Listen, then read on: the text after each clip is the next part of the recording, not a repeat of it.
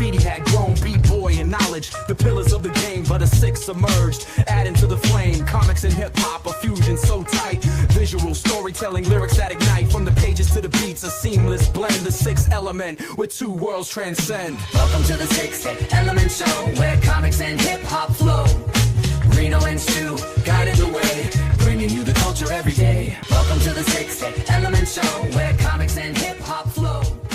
Reno and Stu. Yo, what up, what up, what up? Peace, peace, peace. Sixth Element in the building. Where's Stu Dog at? Right here, I'm chilling. Bang. There he is. I'm right here, I'm chilling. There he is. There he is. What up, everybody? Paul Morales is back. Salute. Corey Adger in the building. Peace, peace, peace. Corey Adger, salute. Paul Morales, salute. Everybody salute. You know what I'm saying? Wonderful show today. Yes, sir. Yes, sir. Did you, I'll talk. We'll be here in about 30 minutes. Say what now? Okay. Since we all about comics and hip hop, for all you fans of hip hop out there, De La Soul dropped their album Cabin in the Sky yesterday. That's right. And it's classic De La Soul. It's the bomb. I can't you know, man, it's De La Soul like they've never been. No, I'm just kidding, but it's De La Soul. It's good. Get a chance when you get a chance, check it out, stream it. Yeah, it's called, me personally Cabin in the Sky. Cabin in the Sky. Yeah, me personally buy it. It's got 20 tracks on it, and it's classic De La Soul, bro. You can, if you like De La Soul, it's gonna be for you. Well, the special thing about it, I think, is that it remembers the late True Goy. Shout out, rest in peace, True Goy. You know what I mean? It definitely one of the most beloved hip hop groups of all time from Amityville, New York. Posthumous, Dave, and DJ Maceo. Oh shit! Hang on, y'all. Stu, hold it down. I gotta run to the curb. I'll be right back. All right. I got a package. Alrighty. So yeah, like I said, De La Soul's newest album, Cabin in the Sky. It's dope.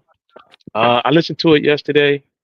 I went to I was actually at a listening party, caught it, and it's like they never lost a step. It's in my opinion, it is a De La Soul album with a modern day sound. They've always kept up and had a modern day sound with their music. The thing I like about them the most is they never change. They just keep giving us the same thing that we like, and they just keep finding ways to reinvent it. So go pick up your copy. And I like to shout. Matter of fact, actually, I like to shout out to Nas for all of that, because Nas is one to put those projects together.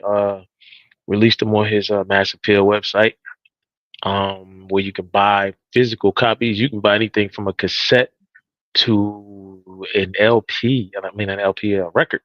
So wax. So you can go from cassette to CD to wax. You can get it in all three versions. I personally got the cassette version, and I have a digital version. For all the albums. Slick Rick, he dropped Slick Rick with Victory, Raekwon, Emperor's New Clothes, Supreme Clientele 2, and Mobb Deep's new album. And for me, that was all released this year, all on Mass Appeal. And you can get it in any format you want, and from cassette, CD, wax. So go in there and support, guys. Derby, what up? Go in there and support. You know, I like to shout out to Nas for keeping hip hop. The man that said hip hop was dead is the one that's keeping hip hop alive. Truer words were never spoke. You know, he helped those guys put out those. You know, I mean, and he's on them. And we're gonna end the last project that we are waiting on. It's coming out soon. It's going to be the Nas and DJ Premier. That's going to be fire. That's going to be hip hop, and it's going to be real fire. So I bought every album they put out this summer or this year, and I'm going to keep buying them. As long as I hope he keeps doing it. As long as he keeps doing seven. it. It's 7 albums. It's a 7 album project. Master Appeal 7, the Legends. No, I know that. No, I know that. I was saying I hope he does another 7 projects, like different projects, different artists. Oh yeah. You know, just keeping the culture alive, man. Keeping you know, the industry right now. They got rap in a headlock, and it's not good. But I like to give a shout out to Nas from this channel for keeping hip hop alive, man, and breathing life back into it, whatever you want to call it, man. But he doesn't split the culture. He tries to keep the culture together and move it forward in the way that we need for it to go. I fucking have been, a big supporter of the Mass Appeal 7, the legend. I mean, we did a couple shows on it. But yeah, I've been definitely eagerly awaiting each drop. And the De Las, I mean, the Ghostface Supreme Clientele 2 was insane. The Big L Posse was a cool throwback. Some cool, like, it was nothing major or new, but we didn't expect it to be. I mean, the man is gone, so like people expecting it. Well, people were, there's no new music. The fuck you mean? He's dead. Can't be right. He never got to put out any music, right? Yeah, Big L never. Yeah, we didn't get enough from him. We got to work what we got. Got to work what we got. But the De La Soul, man, it's just Tommy Boy. Originally they have done. Hold on 1 second. You good? Oh, it's right there. It's dead. Yeah, you got to charge it. Plug it in. Sorry. But yeah, the I mean, De La Soul, bro. 3 feet high and rising.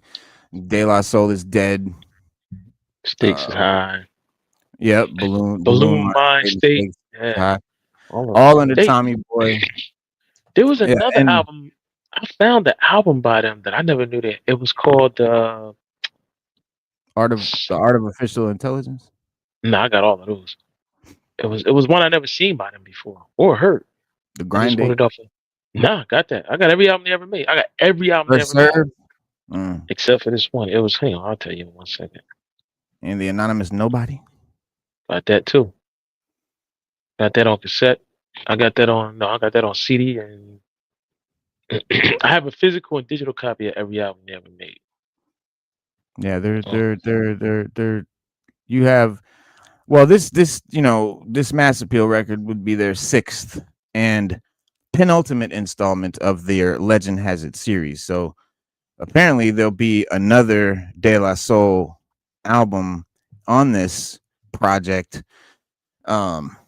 Because under their own label AOI Records, in the summer of 2016, they dropped a few joints, and then Dave unfortunately passed away in 2023, and he still appears posthumously throughout the 10th album, which is their debut for Mass Appeal and their 6th and penultimate installment of the Legend Has It series. So Legend Has It has 7 installments. This was 6. There's 1 more to go. And it's Nas and Premier, but which I think is the one we're all waiting for. But after Cabin Talk, after the Cabin Talk intro performed by my homie Giancarlo Esposito from Breaking Bad, Better Call Saul, and the boys and shit, Gen V. I say he's my boy. Just I met him one time. He's a cool cat. But yeah, the first song, You Don't Stop, beautifully opens up with the group assuring that the magic will forever come in 3, whereas Sunny Storms, produced by DJ Premier, gives you that boom back, instrumentally, slowing down the sample that he used during the final verse, explaining that there's no need to grieve over the old you. You know what I'm saying? Like, the album is like you said, Stu, it's typical De La in that it's positive. You know what I mean? It's all about uplifting and good vibes. They got a song called Good Health, which keeps it dusty, thanks to Super Dave West for an ode to staying healthy in light of Plug 2's death, leading into the track Will Be, which I think, talking about, nobody stopping them and all that. Like, so, but Pete Rock, to the homie shot, flips out 7 years, which was fire. What's your favorite joint on the album? Yeah, all of them. I like them all. But I mean, if you had to pick one, all of them. I like every song on the album. There's not a song on there I don't like. Not a song that I like more than Not the not others. that you didn't like, but which one do you like a lot? What's your favorite? If you had to pick one, if someone held the gun to your head and said you got to pick a favorite song, And Bring It Back. fire. But I And like all of them. I don't like. yeah, I mean, I get the what you're saying, features but were I dope. can't. Yeah, I just can't like them. Uh, It's like a Pringle for me. I can't eat just one. well, no, I'm not asking you to say you can only like one. I'm just saying which one do you like best. But yeah, I mean, it's hard. It's hard. You got Killer Mike on there, Nas, Q-Tip, Common and Slick Rick, Black Thought. That's my, of course I'm gonna go to the Black Thought, but it's dope. I think the Palms of His Hands is dope. The final leg of the joint with kind of gives me like a Tribe Called Quest vibe. Mm. I mean, I like the whole album. I think it's I think you know what, with De La Soul, they're very, very creative. Back in the day when they first came out, people call them hippies, and they were like, "Oh, they do hippie music," but it was always just dope. Like they were hip hop. I've even heard other artists saying like they hardcore, like they're hardcore hip hop, and they're saying that a lot of shows they went to, they'd be fighting. They said the most hood person out of the three of them was the DJ Maceo. He was the Yeah, most hardcore one out of all of them. They're from Amityville, New York, which is crazy because when you think of Amityville, New York, you think Amityville horror and things like that. yeah. You don't really think of three rappers coming out of high school and doing what they did and But affecting the industry like they did. But yeah, I think people always act like they're soft or whatever, but they're right, they're not. unapologetically hip hop. They're hip hop. They They're are. hip They hop to are the core. That's to the just core. pure. Yes, When you think of that's hip just hop, you're you definitely don't gonna think think it of De there. La. You're gonna think of De La at some Yeah, point. and they Straight got up their and own down. style, and that's the thing I like about them the most. Their style can't be duplicated. So like you've had people bite other people's styles and do other people's improve on other people's styles or whatever, however you want to call it, carry the torch for a style. But De La Soul style was that like even in native tongues, all of their styles are different. That's what they all conglomerated on, being is that even though our styles are different, we still speak the same language with this hip hop. And De La Soul always just stood out to me like Yeah, Tribe. Like they were just that different group like Tribe. that Yeah, put out the same, like Tribe put out the same sound no matter what. I don't give a damn if you heard from the first Tribe. It was all different music, but their sound is the same. Their core sound stayed. yeah, And to yeah. me, I appreciate that because a lot of artists try to change their sound. And when they do, it doesn't fit them and they fall off and then people don't listen to their music. But De La Soul has kept the Happens. same sound throughout all these years. So Yeah, shout out to De La Soul, shout out to Nas, shout out to anybody keeping the culture going and just representing hip hop for what it is, man, and putting out good hip hop, putting out the stuff that we need to be listening to and embracing, not this commercial rap, the boom, you know, hmm not that commercial R&B. I want everybody to listen to my music. That's not our culture. But I like the album. I think like I said, 5 stars to me, 10 stars out of 5. And I'm waiting on the Nas and Premiere. That's next, man. I can't wait. And I hope Nas does another 7 projects or 7 more or 7 new MCs or groups. Makes yeah. me no difference. Well, as we prepare for the Nas and Premiere end to the Legend Has It series in 3 weeks, I think this De La Soul joint definitely is a contender for one of the best of these 7. Definitely rivaling Mobb Deep's Infinite. Yeah, so definitely keep your ear to the 7 mass appeal joints. Yeah. Even the Mobb Deep jump was hard. Like it was Mob. Like Okay. it was a Mobb Deep album. Like I liked what they did. Alchemist helped out. Shout out to Alchemist too. We wouldn't have got a lot of new P verses if it wasn't for him. He had a lot of stuff in his vault, that he released for that to do that album. Worked out, man, and it is. Yeah. It was creative. I love it. It was creative. It was like, and we waiting on Tribe. Tribe too. You know what? Q-Tip said that before Fife died, they recorded a lot of music, and he promised us another Tribe album, but we just never got it. He said he has enough music to do at least one Tribe album, and we never got it. So hopefully he puts that out. We get that, and that comes to light. Yeah, thing.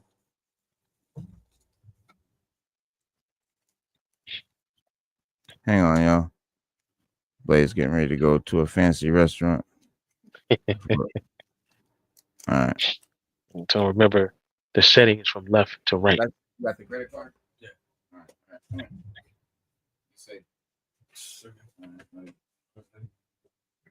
All right, y'all. Let's get to it. So now, before we get to the main topic of comics, because there's two things we're going to talk about today, comic wise. We're going to talk about the Batman Knightfight, which is from DCKO. Number one, bust out a little review on that because that shit was just very good and highly recommended. And then we're going to talk about the Energon Universe, because we know that the Energon Universe is what? It's G.I.Joe, Transformers, and Void Rivals. And now they're adding Mask to the mix. Yes, you heard me. So it's going to be G.I.Joe, Mask, and Transformers. And yes, now we're hoping we're going to talk about, like, you know, how the classified figures are based on the Energon characters. If they start doing a classified line of Mask figures with Mask vehicles for oh man, it would just be nuts. But we're going to talk about all those things once Raw Talk gets here, because he is definitely going to play devil's advocate on the side of IDW. Because here's the thing, IDW already did this. IDW already had G.I. Joe Transformer crossover going on. Then guess what? They added Mask. And they had a triple threat joint. It was called First Strike, and then they had one called Revolution. And so, you know, we're gonna have to delve into, is this Energon thing just a ripoff, or like a copy, a reboot, like Raw Talk thinks, or is it just a new story altogether, just using these three IPs that, you know, have existed since time immemorial and have been used by many publishers and over many mediums, and just happens to be the same thing? Is it a coincidence? Is Kirkman trying to rip it off? What have you? And then other than that, we're going to talk about some. But keeping it hip hop while we're waiting on that, the Fugees, one of the classic hip hop groups of all time, definitely of my generation, that was like all the way up to the top. One of the main three MCs in the group, Praz Michelle, sentenced to 14 years in prison over an illegal donation to Obama, the Obama campaign.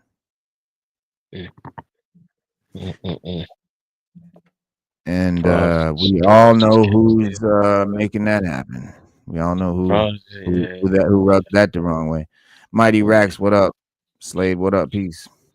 Praz just can't stay out of trouble, can he? And he had the little sex scandal going on. Man, it's just one thing after another. You never know. But yeah, you know, Trump is behind this bullshit here. Cause you got to deflect, bro. It's all about deflection. I mean, you can't. I mean, donating illegally to his nemesis, Obama. It's gotta rub him the wrong way. But it says Fuji's rapper Praz Michelle sentenced to 14 years in prison. Sentenced, guys, to 14 years. This is not like, oh, he's been indicted. No, he's sentenced. He's doing a dime and a half. Grammy winner rapper Prakazrel, aka Praz Michelle the Fugees, was sentenced on Tuesday to 14 years in prison for a case in which he convicted of illegally funneling millions of dollars in foreign contributions to former President Barack Obama's 2012 election campaign. Michelle, 52, declined to address the court before U.S. District Judge Colleen Kolar Cotelli sentenced him. In 2023, April, a federal jury convicted Michelle of 10 counts, including conspiracy and acting as an unregistered agent of a foreign government. The trial in Washington, D.C., which we know is Haiti. The trial in Washington, D.C. included testimony from actor Leonardo DiCaprio and former Attorney General Jeff Sessions. Justice Department prosecutors said federal sentencing guidelines recommend a life sentence for Michel, whom they say betrayed his country for money and lied unapologetically and unrelentingly to carry out his schemes. His sentence should reflect the breadth and depth of his crimes, his indifference to the risks to his country, and the magnitude of his greed, they wrote. I wonder, did this same person write such a scathing review of Trump's felony? But anyway, defense attorney Peter Zeidberg said his client's 14-year sentence is completely disappropriate for the offense. Obviously, Michel will appeal his conviction and sentence, according to his lawyer. Zeidberg recommended a 3-year prison sentence, which I think would have made more sense. A life sentence would be an absurdly high punishment for Michel, given that he is typically reserved for deadly terrorists and drug cartel leaders. Michel's attorney said to court filing, the government's position is one that would cause Inspector Javert recoil, and if anything, simply illustrates just how easily the guidelines can be manipulated and produce absurd results, and how poorly equipped they are, at least on this occasion, to determine a fair and just sentence, they wrote. Michel, a Brooklyn native whose parents immigrated from the U.S. from Haiti, was founding member of the Fugees, along with childhood friends Lauryn Hill and Wyclef Jean. Their hip-hop band won 2 Grammy Awards and sold tens of millions of albums. That's 10 times platinum, guys. Michel obtained over $120 million from Malaysian billionaire Low Tech Joe, also known as Jolo, aka the Asian J-Lo, and steered some of that money through straw donors to Obama's campaign. Michel also tried to end Justice Department investigation of Low, tampered with 2 witnesses, and perjured himself at trial, prosecutors said. Low, who has lived in China, was one of the primary financiers of the Wolf of Wall Street movie starring DiCaprio. Low is a fugitive, but has maintained his innocence. Low's motivation for giving Michel money to donate was not so that he could achieve some policy objective. Instead, Low simply wanted to obtain a photograph with himself and Obama. Michel's attorneys wrote, in 2024, a judge rejected Michel's request for a new trial based in part on his defense attorney's use of generative AI program during his closing of a trial's arguments. Jesus. The judge said that and the other trial errors didn't amount to a serious miscarriage of justice.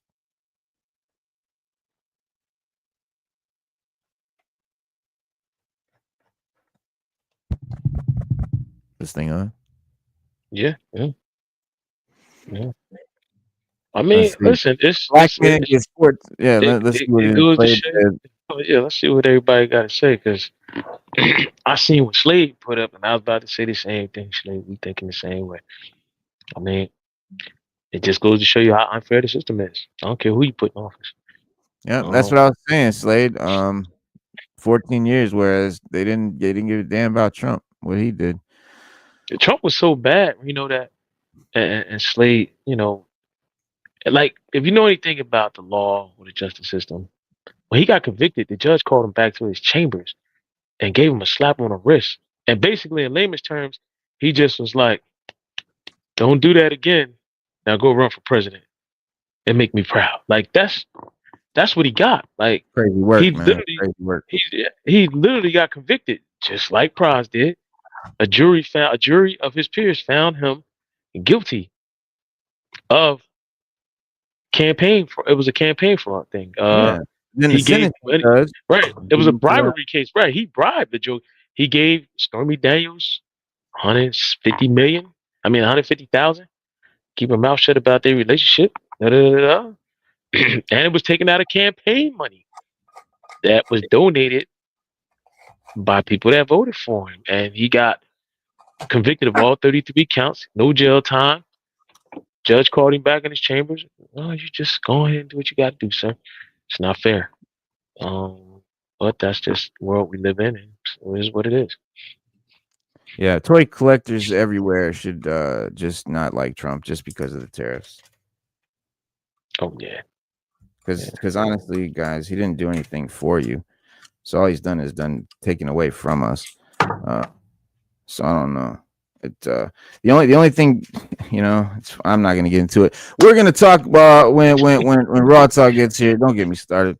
About the crossover between G.I. Joe and Mask and Transformers and all that good I stuff. think it's dope, man. I think it's dope. When But they yeah, did it the first time, I don't think anybody paid attention to it. Really, we knew about it, but we didn't really pay attention to it. I couldn't tell you how good or bad it was. But I do like Mask, I do like Transformers, and I do like G.I. Joe. I forget, there's a company now that bring back the Mask line of toys. we're gonna talk about this Yeah, they were when Raw kind of. Talk gets here. No, I'm just commenting, man. I'm just. But let's talk about the joint you brought up, which was Knightfight. Did you get the physical joint? Yeah, I got it. It's in my locker, man. I was tearing the house. It's in my locker at work. I know. It's in my locker at work. Well, we can look at it digitally. I got a stack of comics. I read at work, man. Reno said, I got you. I knew you would. Man. We got the digital and joint. I need lottery numbers when you're done. I need lottery. Oh no, I wasn't luck. I just paid for it. I gotta get that comicology joint you were talking about. That's what I'm talking about. Bro, I used to love comicology. I never knew what happened. I used to use it on my PSP. I never knew what happened.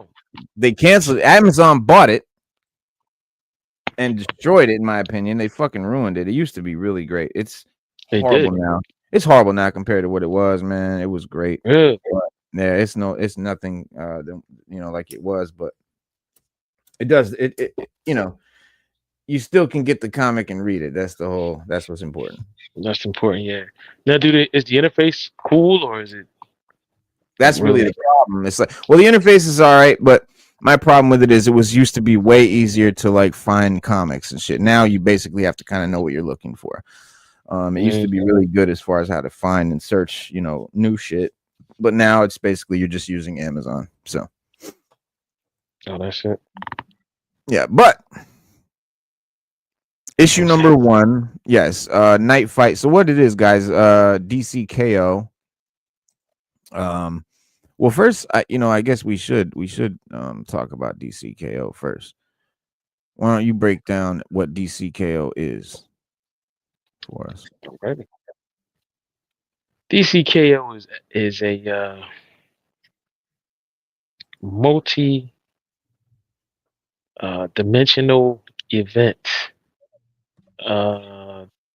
which has the heart of Apokolips, has transformed Earth into a hellscape in preparation for the return of Darkseid, who has become like this omega god.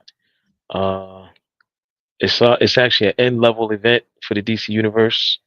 The Justice League's only chance to defeat Darkseid is to enter a deadly tournament, Mortal Kombat style, with an epic battle royal, over the top surprise as they match the different heroes against each other.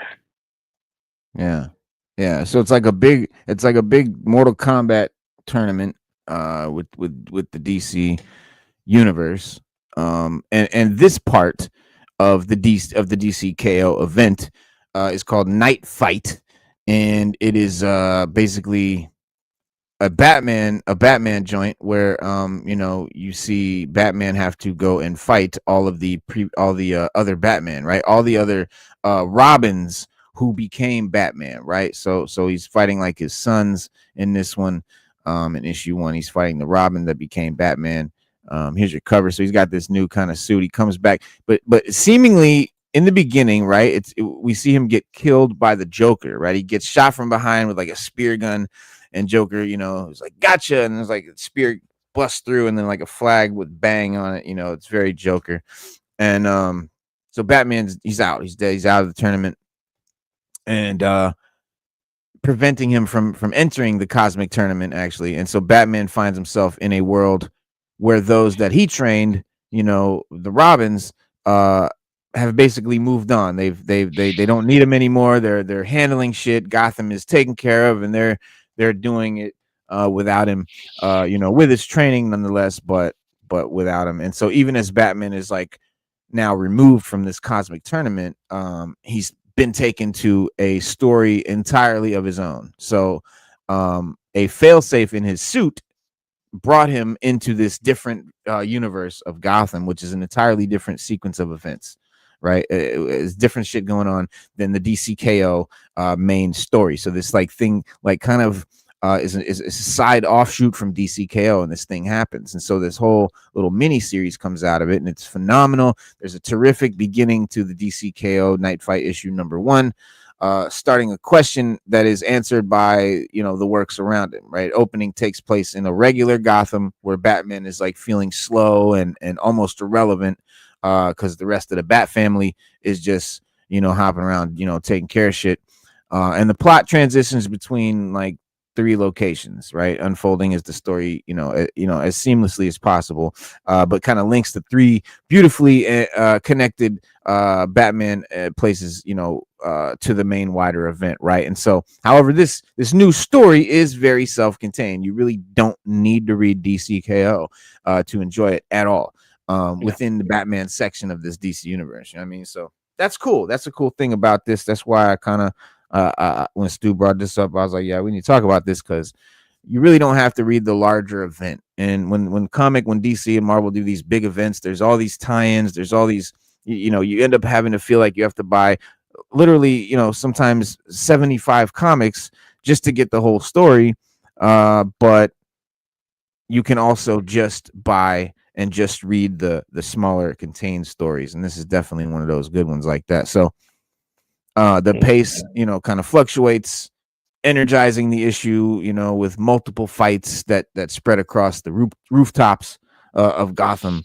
And there's a hidden history too, right? Things that the Batman of this alternate timeline has done that have made him, somebody that his friends, don't want to fuck with, right? And so DC, we don't know what it is, but DCKO Knightfight issue #1 basically raises all these questions about Bruce and what he can still bring to both Gotham and comics. In the first pages, right, he's feeling his age as the younger heroes that he's trained are doing what he does faster, more coordinated. And then he does. Don't forget they set up whole networks. There's like a bunch of Robins. There's like a bunch of Robins out there fighting crime and doing, set up a whole, thing like he did with the Bat family, but they're doing it in a way that he could have never done it. And because like Robin, tells him, you only trust yourself. You don't trust us to get the job done, but you trained us. Well, just as good as you are, but you still don't trust us to get it done. Mm-hmm. Yeah. Yeah. And he definitely kind of hops into this new reality, and just like at first he kind of can sense something's off, but then he sees this sort of big army of Robins all just sort of swarming his location, and it's still unclear whether it's an alternate future or if he's still there or what's going on. And basically they're like in this world, Bruce is long gone, and Dick Grayson is now Batman. And as Batman, Grayson embraces a public face. He's not as much in the shadows, and he's got a legion of like these Robin recruits, like what you're talking about, Stu, and a Bat Tower, right? Like the Justice League Tower or whatever, a big building, very like the Baxter building, Titan, more like the Baxter building, or Titan's Tower, right? Yeah. It's kind of like it's the Bat Tower, so it's basically Robin's new Titan's Tower, but Bat Tower. And so, and from certain angles, it actually looks like Titan's Tower. But unfortunately, this world is still dystopian, and allegedly, this world's Batman was a monster who goes insane and succumbs to the madness of the Lazarus pits. He puts himself in the Lazarus pits, and they drive him crazy, and he finds out, according to which we know that's what the Lazarus pits do. Right, according to Robin, says that he says that Catwoman and a few others have been already turned insane by the Lazarus Pit. And so he finds out that in this. And so, but yeah, the issue follows Grayson believing his delusional mentor is back to cause more problems, right? He doesn't see, remember, Batman has come here from the DCKO tournament on an isekai shit, right? Like he's just transported into this universe.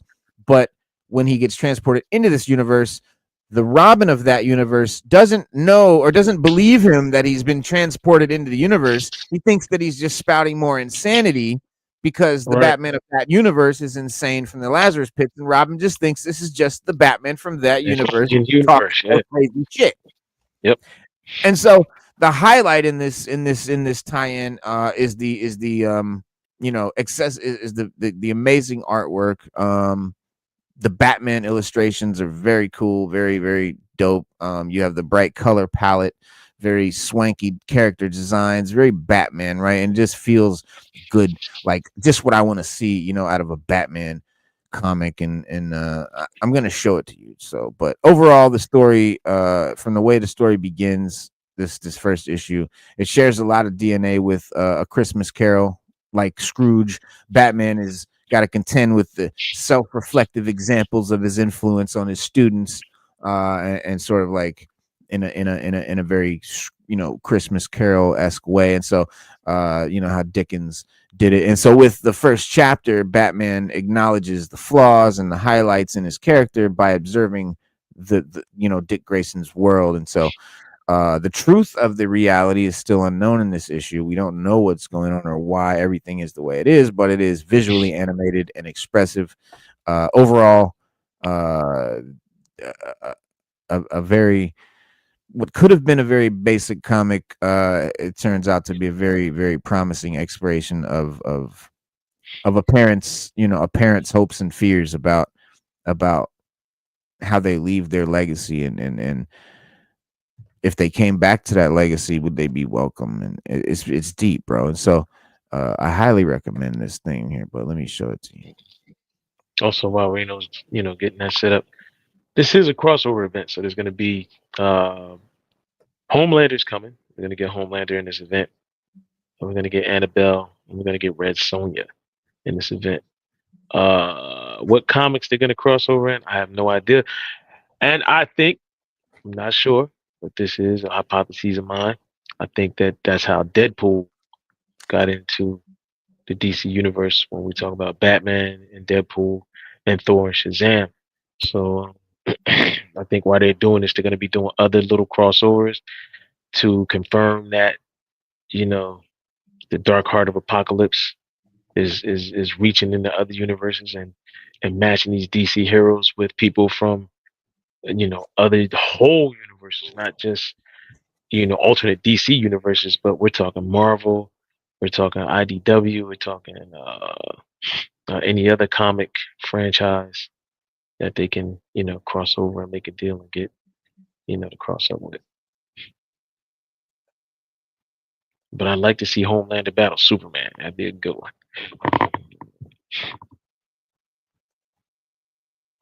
Yeah. And Fred's, that'd be a good one. So yeah, he pops in, and let me let Raw talk in here real quick, and y'all can see. What's going on, fellas? What up, bro? What up? What up? Right now, just about to go through this Knightfight #1, the new Batman comic from DCKO, and it's dope. So it starts off, you see the bat signal, and he's just like, Gotham, another night, another crime. This is what I trained for. My mission to protect the city I call home. But my body's age betrays me. Is that your bad voice? Is that your bad voice? He said, the sound of my bones cracking is drowned out by the sirens, Gotham's lullaby. Professor Pig and the circus of Strange are back. Police chatter on the radio said they kidnapped a whole school bus full of kids, an audience for their twisted circus. I raced as fast as I can to get there in time to save the hostages and take down Pig and his horrific followers. I'm too late. I should have known, my sons. There was a time when I was alone in Gotham, but that time was a lifetime ago. Now my family patrols the streets with me. Watching them work, it's impossible not to see myself in each of them. The leader. For a while, I thought Dick would replace me, but he's built a role in a life of his own, leads countless heroes into bigger battles than I've ever thought possible when I started. Sorry we beat you here. You trained us all too well. The rebel, the survivor. I worry about Jason's penchant for violence, but then sometimes I envy him. He embraced his anger the way I never could. When are you going to learn, pig? You're lucky they don't throw you in a pit and leave you for dead. The brains, the detective. Tim is always thinking, always planning. We need to investigate Pig's plan to make sure there are no surprises. The heart. Damien started as a killer, but has grown to be a healer. You're safe now, kid. Mr. Freeze just attacked Gotham Zoo. Again? Might as well keep this party going. Are you coming, Father? Some nights I watch them and wonder, if they're here, does Gotham still need me? It's fucking amazing intro. And, you know what I'm saying? It makes you fucking want to not, you can't wait to see where this is going. It says, the future is gone. Earth will be Apokolips. Darkseid will win. Unless one member of the Justice League can possess the energy to become a godlike Darkseid, to become the King Omega. That is humanity's only chance at survival. But to accomplish this, the League must enter a deadly tournament controlled by the Heart of Apokolips. Friends against friends, allies against allies, no mercy. Batman runs alongside the Justice League into battle as the tournament begins. And right there, gotcha! And Joker's in the background shooting a spear, launches it through Batman's armor and just kills him, pokes through his heart. And inside the first round of the tournament, and you see a bunch of the Justice League. There's Luthor in the back in his power suit. It's basically DC's Secret Wars. I mean, let's be honest. It's exactly what it is. It's DC's Secret Wars. Basically an exact bite. And this is the night of the bite. Okay. We're talking about this, which is the bite of Marvel's Secret Wars. And we're soon going to roll and talk about the Energon Universe, which is a bite of IDW. Everybody's biting. Everybody's bite, shark biters. But here's Batman. He says, remember what I said.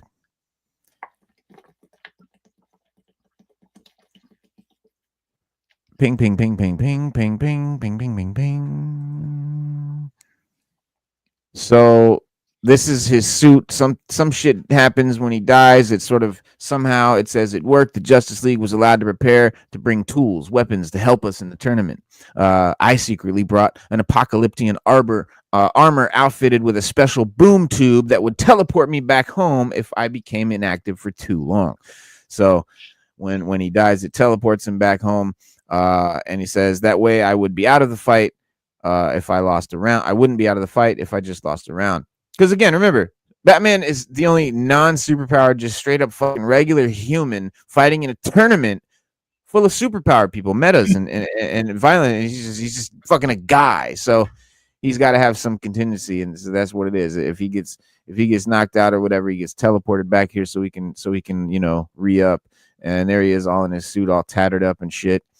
When he bops back in, there's another Batman, and he's like standing, he goes, and he sees this Batman and says, but this is not the Gotham. What happened here? This is not the Gotham I left behind. How long was I trapped? Did we make this? Oh, did we win and make this? Make Gotham this. I can't fucking read right now. Sorry. Yes, and then this other Batman is over here, and he goes, Watchtower, this is Batman. I'm back in Gotham. Report.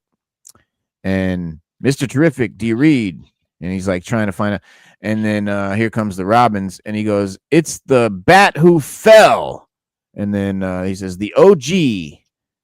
And there you have the Robins coming through. It looks like Green Arrow, but none that I know. And he goes, the Bat who fell. And then Robin's like, take him down. They start shooting shit at him. Calling it in. This is Robin 52. We have an illegal Batman sighting. We need backup. They're well trained, but not by me. I recognize their style, the swarm pattern, the speed and aerodynamics of the attacks. They didn't sneak up on me. They have a flair for the dramatics instead. and I suspect I know who taught them. Just like I know who they are, just like I know that they're not trying to put me down. They're leading me somewhere. I want answers, so I let them. I know the rooftops of Gotham better than anyone. I run across them countless times. But something here is off, and I can't figure out what yet. At least my suspicion of who trained them is correct. I warned you, Bruce, and if you returned, it would be war. And this is who he suspected trained them, and it is Dick Grayson as Batman. So this is Dick Grayson. He's now Batman in this universe, right? And so here's Batman. He goes, Dick, and he goes, oh, so you remember my name? And Batman's like, how long ago did we defeat Darkseid? Who won the tournament? Because remember, he still thinks that this is some result of the DCKO tournament. All right, so he pops on here and this Batman's like, Darkseid tournament? What are you talking about? You know what you did. You put yourself in the Lazarus pit. You had your own special brand of midlife crisis. Your body was giving up on you, but you refused to give up being Batman. I tried to help you, but you rejected me. You rejected all of us. We tried to stop you, and then you... No, it was a tournament to end Darkseid, to gain the power to defeat him and save us all. Do you hear yourself right now? The Lazarus pit drove you crazy, just like it did Raj, Talia, Jason, and Selena. Whatever Darkseid tournament you're talking about is all in your head. Let me show you what is real. What I made while you were gone. The Bat Tower. You and I have overcome so much trauma. I realized why not help others in the same way? Let anyone who wanted to be Robin be one. I built a team with the Titans, so I took an idea and leveled it up. We take in people from all over. I used the training that you gave me and shared it with the world. So basically how Batman would take one Robin and train him, he's just letting anybody who wants to come in, be a Robin. He's going to train basically an army of Robins and have this network around the world of vigilantes. He said, we created a support system that grew outside of Gotham in a way you never could. Now Robin Inc. has Robins in every major city in the world, run by Babs, Cass, Duke, Steph. Our numbers grow every day. And here they show a classroom with, it says magic manipulation on the chalkboard, and you have Raven there teaching the class. And he says, the world is far from safe, but your mission continues. You were always too much of a control freak, Bruce. You didn't like to share, so I did what you couldn't. I trusted others. This is why I kept saying to you, you could stop, you could retire. Let your legacy continue with me. This is not you. Not me. Do you even know yourself anymore, Bruce? This is not what I wanted for you. I didn't want you to continue the burden. I wanted you to have your own life. You created your own identity, and I wanted you to keep that. That's a lie. You didn't want us to take the burden from you because you refused to give up being Batman, because you know that without it, you're nothing. Maybe that's true, but I have to ask. You've built all this, and yet you still have Robins. Would you let any of them become Batman? This isn't right, and I need to find out why. I know that look. Bruce, don't do it. You're not going to escape again. I'm giving you one chance. Stand down. Did you forget who trained you? I've beaten you before, old man. I'll do it again. And they run at each other. Says, I never want to fight my family, ever. Even now, I'm in awe of him. How he moves. Always focused, fighting fast and hard. It takes thought behind every move. Even now, I'm... wait, what the fuck? Oh, calculation. But he is fluid, graceful. Muscle memory makes his moves effortless. Dick was born for this. You out of breath yet, old man? You asked me to stay down, but if you're really Dick Grayson, you know that is impossible. Let's go. We're finding out what really happened to get me here. Together. Nice try, Bruce. I only wear the cape out of tradition. I learned to fight without it. Can't you just admit it, Bruce? I'm a better Batman than you. Because I trust people. I don't lead with fear. I held back. I didn't want to hurt him. Listen to me, really listen, or I'll throw you in Arkham and lose the key. This is the end, Bruce. You're not Batman anymore. Maybe Dick is right. My time is up. You did it. Gotham doesn't need you. You can stop obsessing now. I'm too blind to see his turn.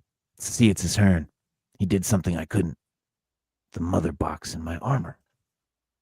It's still receiving a signal from the heart of Apokolips. I think I know what's happening here, Dick.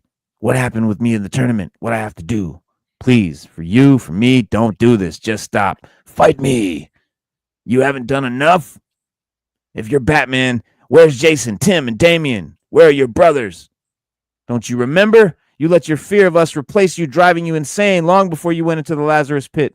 You said there can be only one Batman. There can be only you.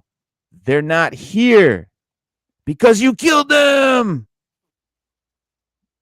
Mm-hmm. Wow. Wow. That's wow.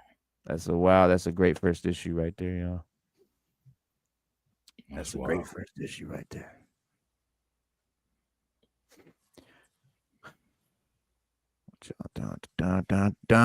And wowing. I need a deeper bat voice. Hey, listen, I'm just fucking around.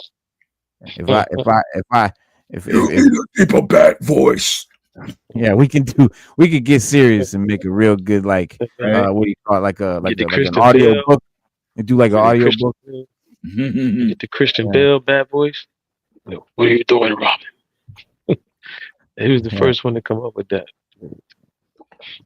He said, "Let them chase." I like what you call it, Batman voice, because it was modified with electronics. Batfleck. Yeah, I like that. Yeah, I like his. Yeah, I like the way they did it. That was dope. I like that because that's what you would normally think Batman would do to disguise his voice. He wouldn't be like, yeah, exactly. Voice, you know what I'm saying? Yeah. It's still your voice. So it's just modified. Yeah. That's why the Flash when he does it when he. But I mean, I just want. Yeah, but hands down, the best Batman voice is Kevin Conroy. I think it's the perfect. Batman. It's the perfect. Hell yeah. It's the perfect one. What were you saying, Stu? My bad. Yeah, that's like when it comes to the Bat voice, it's like the Flash. The Flash he'll vibrate his body so his voice sounds different. Yeah. If he doesn't want you, like if he knows that somebody that'll recognize his voice or him under the mask, because they know the mask. Somebody be like, yo, is that Raw Talk? Like somebody that know you, they be like that's Raw Talking. That gotta be. So the Flash will vibrate itself, so you can't really tell. And then his voice changes, and you can't really get a clear look at him. So. And what's up with my lens? Lens is wild. Let me see here.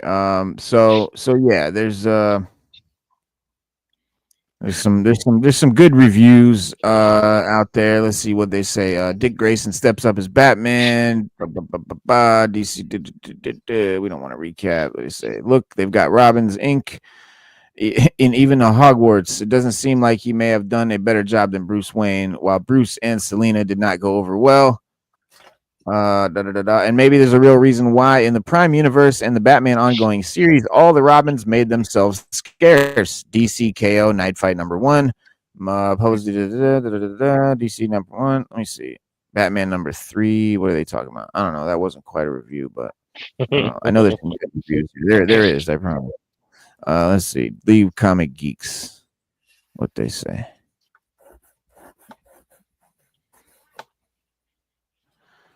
I have to admit I'm a little conflicted on this one. I definitely enjoyed it. It certainly leans into the bat slop many people thought it would be, but I found this first issue to be pretty fun. I think this this Knightfight universe is pretty interesting, and I like that. Oh, Okay, it's going to be the whole thing, and I like that. Where it is, and I like that we start out with Dick's Batman as our introduction to these alternate Batmans, as I feel it is generally agreed upon that he is the Robin most suited for the mantle, whether he wants it or not. Even if this is an Elseworlds future, it seems pretty clear that the Bruce we know and the Bruce that this Dick knows is pretty similar. So it makes sense that we would take over in a leadership role like this, something much more cooperative and trusting than Bruce can be at times. Cool stuff. It's pretty long, but yeah, basically it is you know, It's a dope comic. I'm always turned off when I hear about the Bat family and the Bat, and because I always feel it's gonna be something like corny or just, but this was definitely not. This was definitely dope, I thought. We would agree. It's well written, well paced. It addressed a lot of issues that arise with Batman and Dick, and that they needed to work on but never did. And this is like a look into a mirror for Batman, letting him know, like, look, like, you know, I did a lot of good with these guys, but we had a lot of personal issues that just could have got solved, and a lot of things that could have got me out of the spotlight as Batman a lot earlier. Like you said, my body's getting old. I'm a regular dude. I can't. How long can I do this? And knowing that the Batman from that universe tried to use the Lazarus pits to reverse his aging process, and it backfired on him, is, you know, a testament that sooner or later Batman's gonna have to do what they keep telling he's got to do. He's got to trust him and let him take over. You know, he can sit on the mic and the comm with Batgirl and you know, coordinate those efforts from, you know, from a stationary unit. Yeah. Or the only next step for Batman is to turn himself into a cyborg. Yep. He's going to live to. It's the only way, yeah. The only way. That's the only way he's a human otherwise. Yeah. Yeah. He lived long enough to become the villain.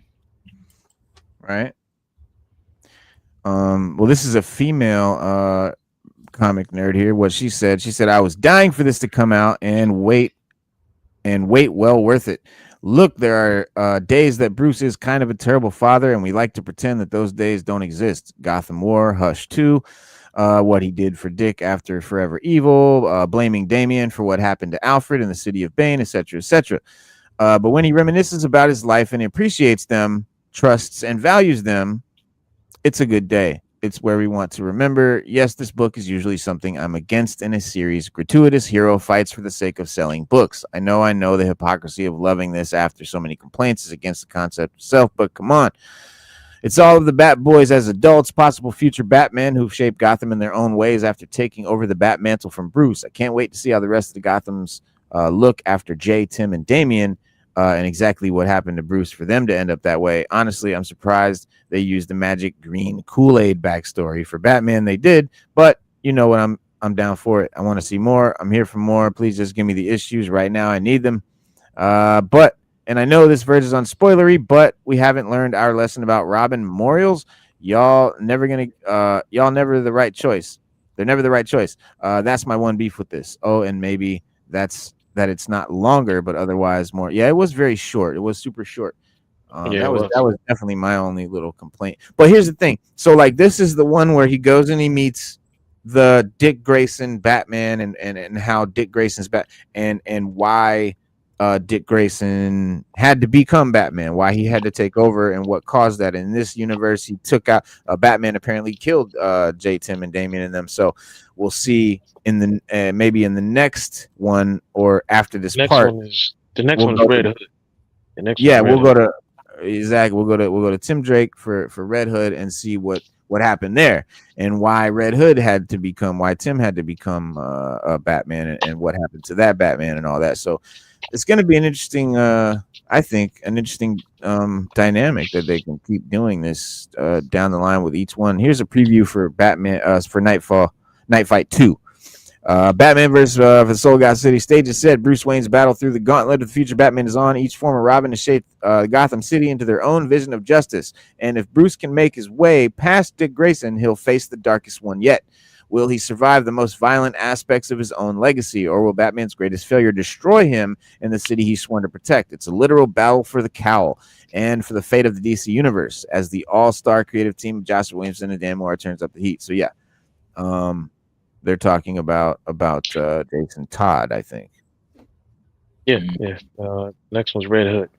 So Yeah, it's confirmed that Todd he's is the next. he Yeah, he's the don't next mind one. killing. Jason Todd. No, he don't. killing. No, he don't. No, No, he don't. And his for the suit murder is, game. yeah, his suit is dope. His bat suit is Yeah. super dope. Hell yeah. Yeah, he's all for the murder game. He's like, yo, you do evil, I'll kill you. Simple as that. Yeah. So like Gene Paul Valley. Remember Gene Paul Valley had got to that point Yep. when he carried the mantle. He was like, look, let's just put these guys. Let's put some heads to bed around here. You know what I mean? You doing you too nice. I mean, you Batman, but damn. And then remember, Batman had to wind up suiting up and stopping him. Yeah, because he always accused Batman of being too soft. Too soft. He said, I would have been killed the Joker. Yeah. You let this guy kill with reckless abandon, and you ain't put him down yet? Are you mad? He's out here killing with impunity. Yeah. Yeah, he like this Joker. And no pun intended, but he out here killing everybody. This Joker. This how we getting down. Yeah, Joker is killing. You just let him live. Like, okay. Yeah, nah, we gotta kill him. We gotta put him down. He's the reason for all this crazy chaos. But that's the bad thing there. You get rid. When you let the Joker live and do as he wish, that gives other criminals the idea that they could do the same and know that Batman won't kill them. They could do the most horrendous thing, and Batman won't kill them. That's why, criminals are bred in Gotham. Most of the criminals in the DC universe from Gotham. Most of the they know Batman, for all his toughness, he ain't gonna kill him. Yeah, he might hurt you real bad. Yeah, but he ain't gonna kill. But Jason Todd, he'll kill your ass. He'll kill you. They're afraid of that guy. Which is funny. What pieces of him? EGC, what up? Shout out to the Chemite. Yep. Shout out. Word up. Family Terry McGinnis, but never does. Yeah. But I mean, hang on, what's going on with that? And then we find out Terry McGinnis is a clone of Bruce Wayne. Yeah, well, so is what's his name? What Robin? There's another one that's a clone of him. Yeah, I keep forgetting his name. He's one of the best Robins. Tim Drake. Is it Tim Drake? No. Damian Wayne. Damian Wayne. Yeah. He's That's a my clone. favorite. Yeah, he's That's a clone. favorite. That's why him and Batman never got along, because they're the same person. It's his biological son. Yeah. Yeah, he made him a biological son, but he was just a clone. Like, he has his intellect and everything. He just doesn't have age. He's Batman and Talia. Yeah.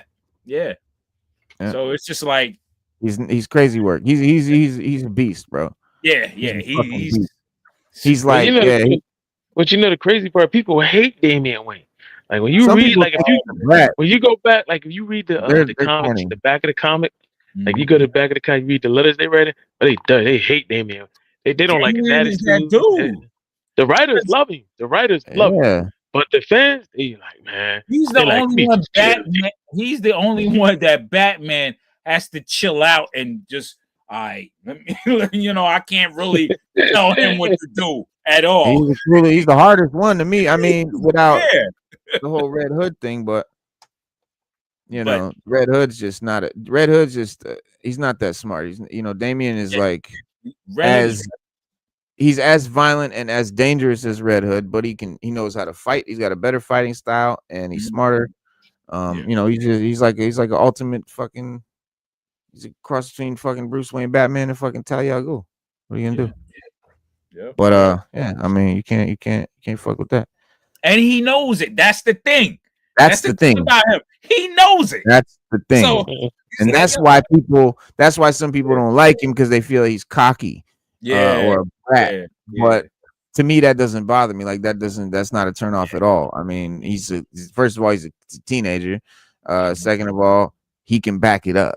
You know what I mean? Oh, Third, you know, Damien, yeah, yeah. he can, yeah, he can. But Terry McGinnis was a little different because he was made to replace Bruce Wayne. You know what I mean? And Amanda Waller headed up that project. That was a thing where, you know, she gave it was crazy. Like she gave her dad a flu shot that suppressed all of his genetic material. So when he did conceive a child with the mother, the DNA mixture is the mother and Bruce, and not Terry McGinnis's father, who actually did, you know, smash to make him. So that's the weird. But Amanda, you know, she told him like, look, we need a Bruce Wayne. As much as me and you don't get along, and you do interfere in my affairs, Gotham needs a Bruce Wayne. It needs somebody to pick up that mantle.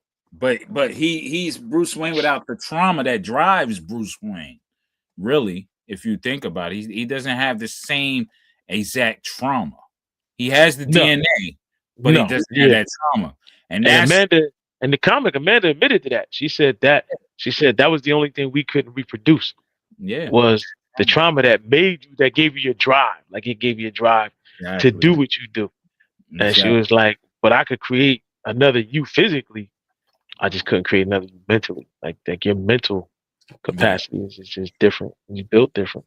Yeah, because as a child, that was part of his makeup, his drive, the motivation, you know. And if you don't have that type of motivation and drive, I mean, you still come out. It's like you come out like your parents, but you got a different view of the world. You got a different cause. You're from a different generation. You got different. Yeah. It's just like you know, just like my son. We're very much similar, very much alike DNA wise. You look at us, people say we're twins. People can't tell us apart on the phone. It's the same with me and my pops. Like us three together, it looks like a young, older and older fucking version of the same person. It's crazy, but we're very different. All of us, you know, very different. Come from our own. We're very much of our generation, of our era. But you can see the similarity. So it's the same kind of thing. It's a very much, you know, a father and son deal in every aspect, which it's cool. Yeah, but Terry McGinnis, he's one of the dopest Batmans too.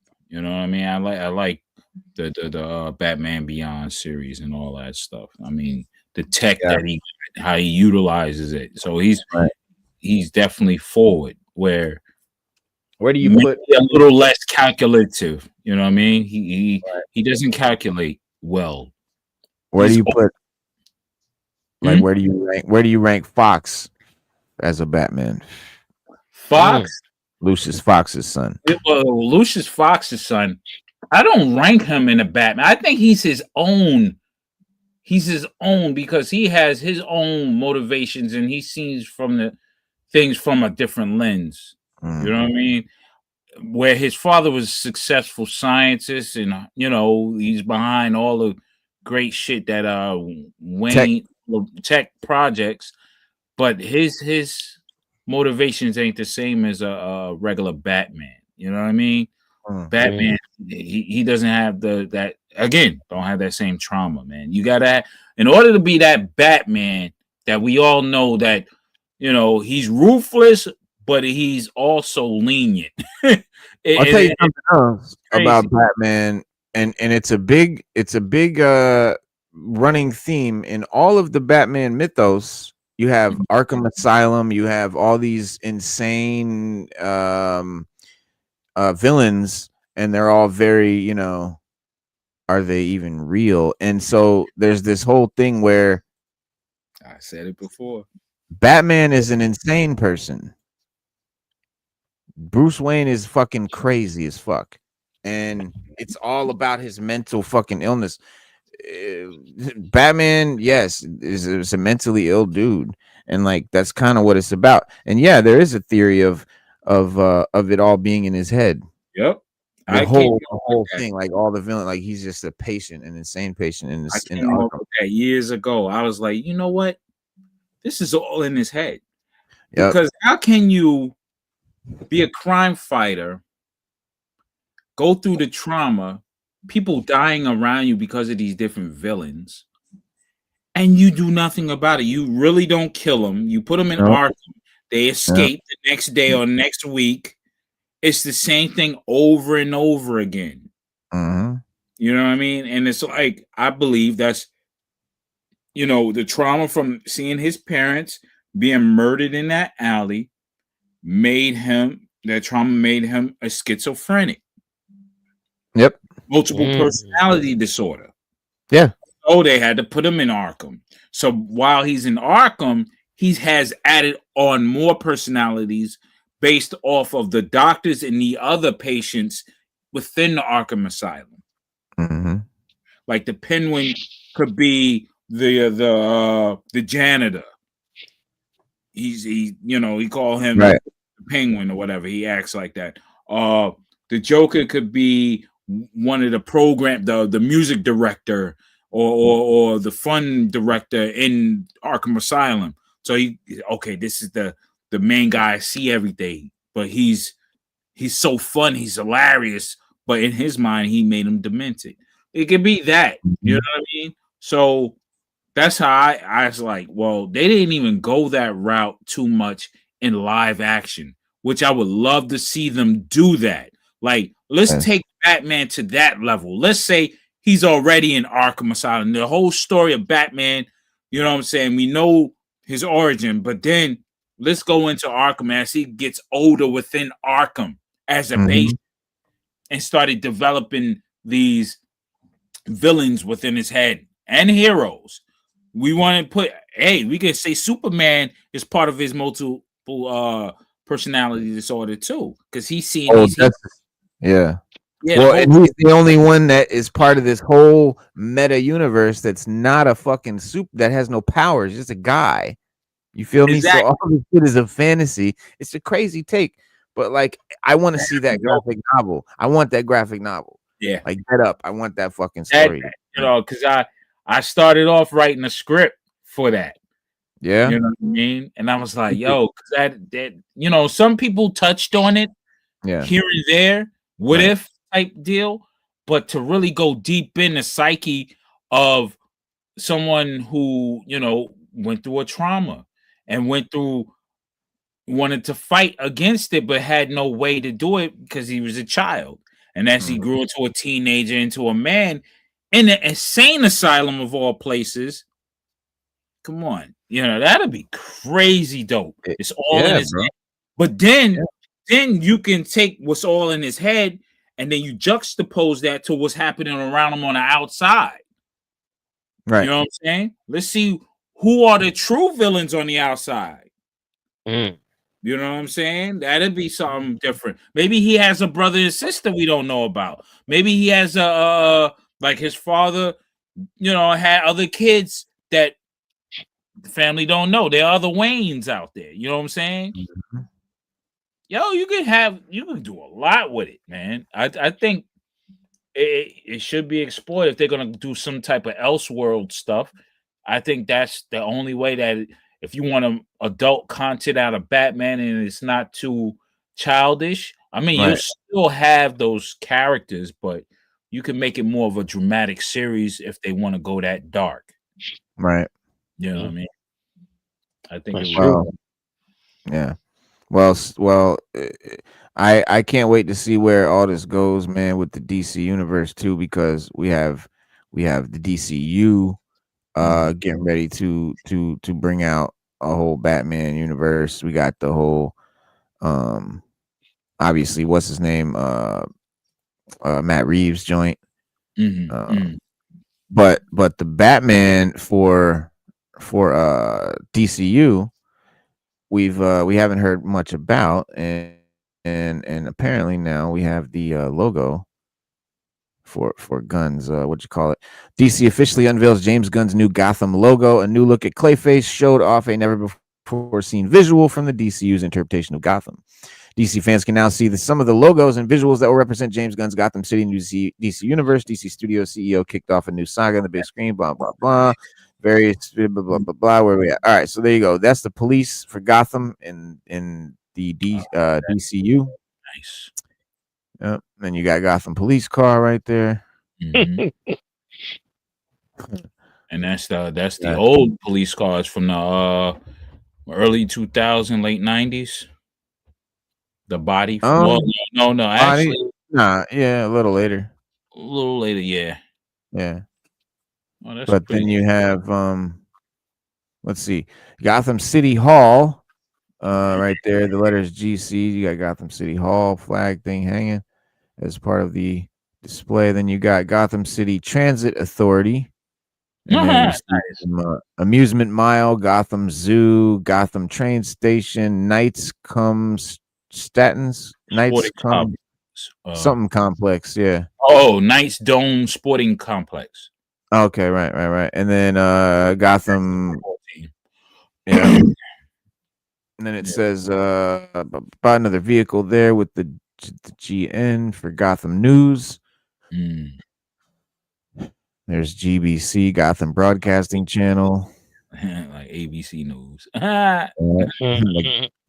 You got the Gotham Times. We got Keep the City's Streets Clean, Gotham City Department of Sanitation. Everything but the fucking Batman logo, apparently. I mean, that's dope. I think that's dope. No, that's cool. That's cool. Yeah. Yeah. I mean, basically, someone took all the footage that we've seen of Clayface, which we've seen a good amount of stuff now, and they basically zoomed in and you know, gave us close-ups on little logos and shit. That's what I see, basically. But that's cool. Yeah. But the Clayface movie is going to be interesting. We know that it's going to be based on nanobots rather, versus like a chemical type of morphing. So he'll be morphing with injected nanobots. Yeah. So that's not really widely advertised news right there. So that's something that you heard here on Sixth Element, y'all. Yeah. Gotham City videos, Gotham City movies, but yeah, it's all these set photos and stuff. Here's Clayface, but Clayface is going to be, I think it's going to be a cool movie. It's going to be really, and they're working on the cartoon as well. Little bit that a lot of people know it's going to be the season of the villains. This whole which is all about villains. Whoa, nice. Yeah. It's all about villains. So all the villains that you love from Gotham and even outside of with Superman, everybody is about their villains, because the villains are the ones who truly drive the storylines. You know, their motivations, their origins, and they were once good people. Yeah, right. You know what I mean? So what made them villains? What made you decide to become that? Who forced you into that situation? And I think that's how it is now in our climate, in our world. Yeah. What people are questioning now. We had heroes turn into villains and villains turn into heroes. This is crazy, but you know, art imitates life. Yeah. You know? Yeah. Then Matt Hagen, that's the Clayface dude. So this right here is Matt Hagen. Little tabloid photo. There's, or you know, some set photos. Yeah, nice. And then there's, I guess that's it. I thought there was a couple. Oh, new set photo spoils James Gunn Clayface big twist. It spoils the twist. Well, it's the twist that he dies. I don't think that's a twist. No, the actual.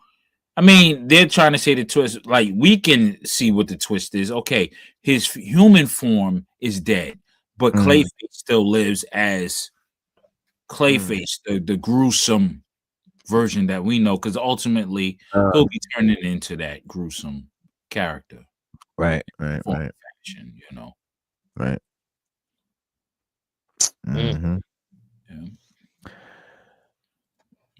That's, gonna be that's dope. yeah, I can't wait for that. That's gonna be good. I seen the transformation pictures and stuff like that, and it's definitely gonna be on, man. It's gonna be something crazy, something real good. Absolutely. Yeah. I can't wait. Listen, I'm excited for all of it, man. Like Yeah. Superman just proved to be a really, really good reimagining and just a new, fresh look on Superman. It's something that we needed. I really think we need to redo like Marvel. I just think they really just need to just recast, reboot, redo everything, and start all over. Like give us a new storyline, give us new everything. Stop. Sometimes it's just time to you had a good run. It's time to start something new. Mhm. And Superman proved that. A lot of people liked Superman. They liked the movie. It was good. It was fresh. It was entertaining. I can't wait to see what else going to be. he does. Yeah, I think it's going to be the new comic book movie standard. I think comic book movies are going to be made like this from now on.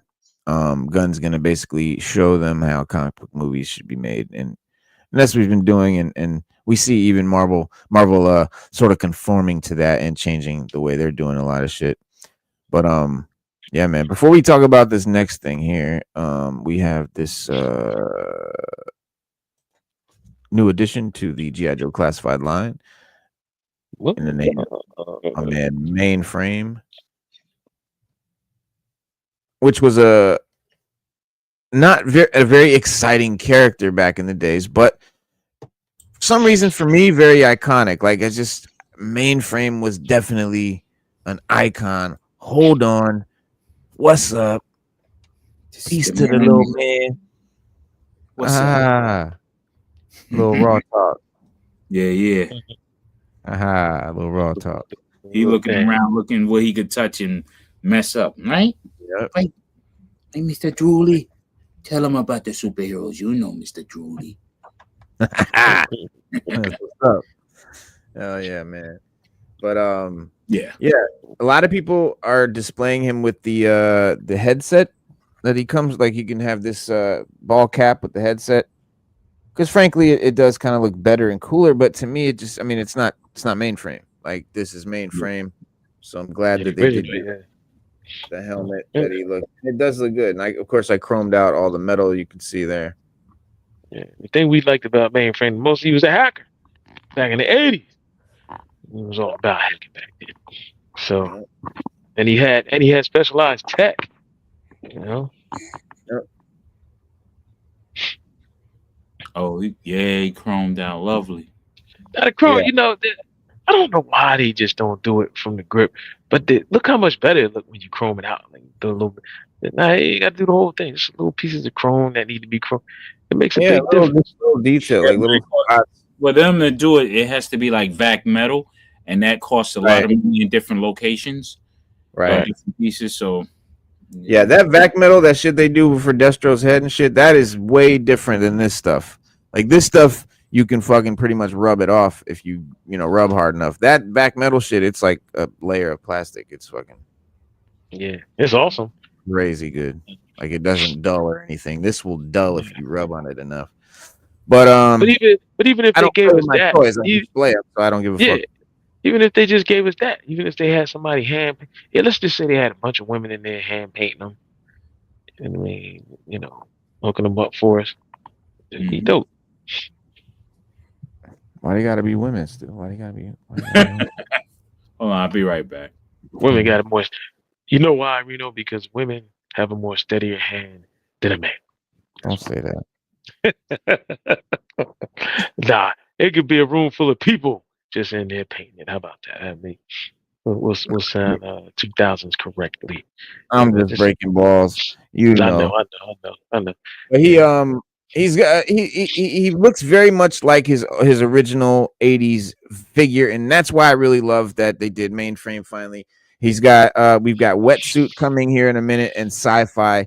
And Wetsuit, Sci-Fi, and Mainframe, admittedly, were never any of my favorite characters, but for some reason, these classified ones are some of the most iconic and accurate and look most like their 80s figure of many of the classified that we've gotten. So that's what I love about them, and they stand out. They're very iconic. You see sci-fi, you know who that is at a glance. Wetsuit, forget about it. Mainframe, you might not know who he is if he wasn't with the rest of the Joes, but as soon as he's with the Joes, you fucking know exactly that that's Mainframe, no question, as soon as you glance. And then like Dial Tone is another one that was great. Like a lot of them have been really great in that respect. Like that's what I look for. That me personally, I know a lot of people are different. For me, when I get classified figure, what I look for is if it is it going to stand out? Would you know it at a glance? Do I have to explain to you who that is? If you didn't know, that's what I want. I want it to be. I want anybody to be able to look and know who that is without me having to tell you. Oh, that's fucking the variant version of this character. Fuck off. I don't need that. I want that shit to be iconic. I want the original versions. And you know, in a perfect world, they'd all be retro card backs, but I don't know. What are you gonna do? But it's a beautiful thing. I'll show you guys Wetsuit and Sci-Fi when they drop this week. They'll be here Tuesday. We'll show them Wednesday. You might get some extra shows out of us this week too, because it's like a holiday week. I'm off work pretty much most of the week, so we may pop in. We'll see. But Raw Talk, as soon as he gets back, we're gonna talk about this Energon mask. Oh yeah, sure. Yeah, they threw mask in. Raw Talk, do you have the original Mainframe? Oh, bro, listen, Slade. There's no need to ask. Raw Talk has every fucking O-ring G.I. Joe, period. Except for, oh my god, hold on, oh god damn, yeah, except for one. I think he doesn't have a big lob. I think that's the only one. Oh god, I ain't gotta do it. Yeah, I don't know if they made a Big Lob O-ring. I think they made a 2025, a 25th Big Lob, but I don't know. But yes, pretty much. But every G.I. Joe from the 82, I guess, to 94, right? Raw Talk is already collected. He's already accrued all of the motherfuckers.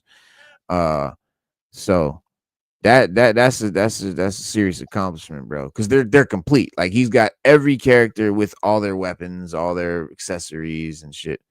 Like that's something that took hella time and hella money. But yeah, that's where I'm going. I mean, but I understand. That's where I'm headed. That's where I'm headed next.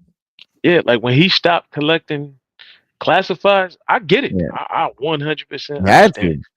Yeah, you had to. There's no way you can maintain both. You had to choose. You had to choose a poison. You had to pick a poison. That's why I don't collect O-rings. That's why I don't collect O-rings, because right now I collect classified and Marvel Legends pretty heavily, and Hasbro's pumping a lot of shit out right now. So for me, when classified, when Lenny gets all the Joes that I really want from classified done, I'm gonna start collecting O-rings, and I'm gonna start trying to make them complete in the whole nine. But Slade was just asking if you had the O-ring Mainframe, and I was just like, it's like he has every Joe. He's like, I'll be right back. Yeah, see, that's what I want to do, but I want to collect. I think I might go down to the Mezco ones or the super dope 3.75 inch ones that they have that are detailed like the classified. Oh, you mean the Haya Toys one or the 25th anniversary Joes? The Haya Toys. Those are. Those are like 4 inches, and they're variants of. Yeah, they definitely. Make the Haya Toys. They're very delicate. Yeah, they are. I was tempted, but then I was like, man, F all that up. I'll stick with the O's, man. Yeah, and the 25th anniversary one's not bad either. We'll have to deal. I'll send you a list of the comics that I need as far as IDW Joe comics. But yeah, there he is. Yeah, I mean, look at that. It's pretty fucking pretty close. Yeah. I mean, there's not much to it. I mean, he's yeah, black hat, gray suit. He's got the silver, the chrome. He got the logo on his on his shoulder, the sigil. Oh, he does have it. Okay. Yeah. Okay. That's cool. Nice. Yeah. Yeah, they did really good with this one. My only complaint is that he doesn't come with his signature computer, the box that he comes with. Oh, yeah. Oh, the hand. Oh, yeah. Yeah, They two. gave him a modern version. It's a laptop. That's the same laptop they gave Firefly, right? No, this is new. Oh, it's different. It's new. Okay. Yeah, and it's got this little extra piece that kind of slides out. Oh, okay. Like a little mini handheld screen thing. Yeah. So it's pretty cool. But one thing I think they messed up pretty bad on is the screen is this big, thick, heavy part. And then the keyboard is this thin little piece of plastic. So, of course, when you sit it down, it's going to tip over. Yeah. Obviously, the base of any laptop is the thick part. The screen is always the thin part. So I think they fucked up and they should have put the screen on here and the keyboard here. That bothers me a lot. But other than that, it is what it is. But basically, like what they're saying is in the 80s, Mainframe had a big ass boombox computer. And this is 2025. So he has the little newer version, the laptop version. Yes. I have mostly all of Joe's. That's what I told him. I said he has every Joe pretty much from like 94 to 82. Mm-hmm. And then I have from the 97 series, I have a vast amount of those. I still gotta get some more figures, but my collection is crazy as far as O-rings. I have the original vintage O-rings, and then I have the modern O-rings from 97 to 2006, and then from there, that's when they go to the 25th anniversary, 50th, 30th, stuff like that. But the more articulated and well detailed figures, and I have some of those too. I have the Pursuit of Cobra versions because they're more modernized. I have a more modernized look, so I like those too. So I collect those only on card, so I can decorate my walls with them and stuff like that. The big lob, That's how I'm with the retro card backs. Well, I don't like taking them out the pack for some reason. I love the way they look hanging on the wall. Yeah, I do. I have some where I can, put in a display, and then I have the ones on the wall. So, and I have a lot of old school, vintage retro, Star Brigade on card, a lot of stuff like that. So, yeah, man, I go crazy with G.I.Joe, man.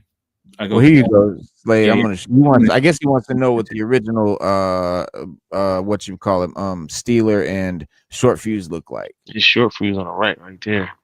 Where is he? On the right at the top next to Scarlet. Yeah, right here with the okay, the bazooka right there next to Scarlet. Yeah, with the mortar rocket, There he is. You see him? Yep.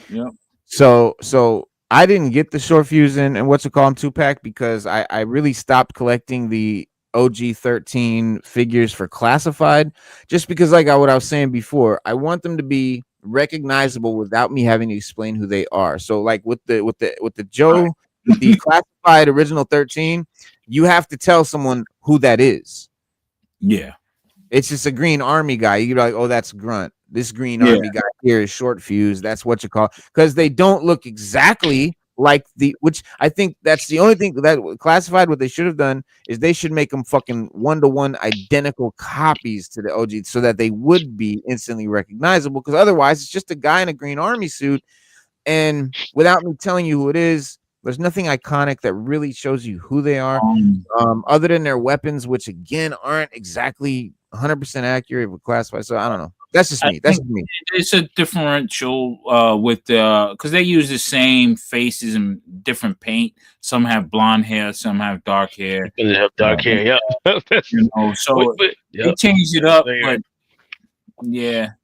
Because when I was younger, I was telling Reno Raw Talk. When I was younger, I didn't really dig the guys in the all green Vietnam era camo. I like maybe one or two of them, but most of them I didn't really care for, man, Yeah. because they all like to me they all just I was like, man, we used to compare them, like we used to be like, damn, it's the same dude, he just got a different head. Like we used to sit there and compare them like that. But I did collect them. This is what I did. I collected them when they first came out, and then when they went to the swivel arm, I was selective about which ones I bought again, and I didn't. None of the green suit guys I got except for Stalker. He was the only Stalker and Breaker were the only two. The rest of them I just kept my regular ones. Yeah. If you want a comprehensive G.I. Joe where you can see them, go to 3djoes.com. Okay. That's the one I'm looking for right there. Yeah, 3djoes.com. Yeah, I go in there all the time. I go on that joint all the time. What the fuck are we looking at? Hold on. Yeah, it show you everything. It show you all the vehicles, everything. Yeah. What I want is like there's this one site I'm actually looking for that has it shows what is identical about the original 13, like what parts are shared. Comparison between classified and no, what it is it basically shows you all the original 13 figures, and it shows you like what parts they share and shit like that. Okay. Like it shows all the heads that are the same, and then it has a line of like these are all the chest pieces that are the same. Okay, yeah. See, Stalker and Snake Eyes is the same character. Exactly. Yeah. Right. Yeah, they got the same body. They got the same body and everything. Snake Eyes has a unique legs. Snake Eyes' thighs are unique. To him, he's got a unique head. Scarlet's completely unique. Short Fuse basically shares a head with Flash and where are the other guys here? I don't know. This ain't the side I want because see, it doesn't have everybody, and it's not like Zap and what you call it has the same head. Right. Yeah. Yeah, and then Steeler only came with the tank, right? That's the only way you got Steelers if you had to with the tank, the tank, Mobat, with the Mobat, yeah. Because I had Steeler, I actually traded a friend of mine's, one of my figures for Steeler, because he had two Mobats. His first Mobat broke, so he wound up having his parents bought him another one, and he wound up having two Steelers. So he was, he traded. I was like, yo, I'll give you. I forgot what I gave him. I gave him one of mine. He gave me. I was like, yo, I didn't have a Mobat, but I had Steelers. Like, yeah. And then I had the weapon pack, so I just put a couple different guns in his hand. He went out on adventures with everybody else. Yeah, I'm over here looking crazy because I got 3 Mobats. See, I have the 82 full set of the first 13 figures. I have all those guys in 82, and now I'm building on the 83 one with the swivel arm. So I'm missing 2 out of this 83, and that's Snake Eyes and the Cobra Trooper. Once I get those, then I'll be complete on everything, even with the weapons. Yeah, and they got us. I was telling Reno that too. I said they got us with the swivel arm because I think it was like a year later they came out with the swivel. We was like, "What is this?" Like that. We just got these figures, and now I got. They got us on that one, man. That was the biggest scam. I mean, but in history. I don't think it was just an improvement. It was not in the bad way. Not in the bad way, y'all. Because not what bad. Happened yeah, the they got us. What happened with the 82 figures? Like now, the thumbs were brittle. The plastic, they were very brittle. Yeah. We broke a lot of thumbs. Yeah, you're right. So with the swivel arm, they increased the functionality and they improved on the thumbs as much as they could. So they did that, and then they continued to improve because those same first 13 throughout the G.I. Joe, the whole figure line, all the way up to 2006, you got different convention original 13 Joes popping up. So they're always updating them. Oh, okay. You know, them thumbs too used to stretch out too. If they didn't break off, they would stretch out. Yeah. You couldn't get the gun to stay in the hand right and all. It was we went through a lot of trials and tribulations, man. Yeah, with them, man. but eventually they just, like you said, they started making them better. They found ways to make them more durable, so you Yeah. can play with them. But with Yeah. that, fellas, I got to roll out. Yes, I'm sir. gonna watch Yes, some sir. chat, man. But Be All safe. right, man. bro. Yeah, I am. Definitely safe. But yeah, but raw talk, I take my hat off to you, man, because I do wish I had a lot of my original Joes, man, because I had a lot of them, a Yeah. lot of 'em. And I had a few vehicles too, man. I mean, you can get back in it, man. You can come down the rabbit hole. We all float down here. Yo, float. We all float down here, baby. Listen, man. Listen, I'm good with the classifieds, man. I accepted my fate. Mm. I accepted my fate, and I said, you know what? I'm just gonna stick with these, and I'm gonna keep it moving. But you never Stu, know. look. Yeah. Stu, Maybe I look. might change my mind. But for now, what's up? They got the converting robot Grimlock. Oh snap! Grimlock. Oh, the one you tell them to transform? Yeah, yeah. I like Grimlock, man. Grimlock. That was like your guy, wasn't it? They What? wanted what, about how much they wanted for that? Like close to 1,100. 1,500. Yeah. 1,600. They got an Optimus, they got a Megatron, and they got a Grimlock. Yep. Yeah. If they come with if they do a what's his name Soundwave or Blaster, You they got better Bumblebee. play music. Gotta play Yeah, music. yeah. Blaster. Yeah, that would be sick. If they had a Soundwave, bro, I would have to get it. Yeah, that's what I was going to say. That's somebody everybody would get. Everybody would be like, Soundwave is a personal favorite. Everybody. It transform, and then it's an MP3 player or some shit. Ooh, crazy, very. bro. See, that's what they should be doing. They Yeah. should make an MP3 player Like a boombox. Remember those boomboxes you can get? It's called a boombox or something. Yeah, It's like boombox. MP3. Actually, Yeah. they should I'm trying make to get it. I'm trying to get an original boombox. I'm trying to get an original boombox like Radio Raheem had. I'm talking about the one that take 12D batteries and only lasts 10 minutes. I don't give a damn. I want D. Learn to speak English first, all right? Okay. I'll catch y'all later. Easy. Yo, word up. But definitely, man, they should do stuff like that. Like collecting should not just be about the toys or what have you. It should be everything that encompasses the whole feel of it. I believe that's my personal opinion. Like if I go in my man cave, like I want everything related to what I collect on my walls. I want, different furniture pieces to look like it. You know what I'm saying?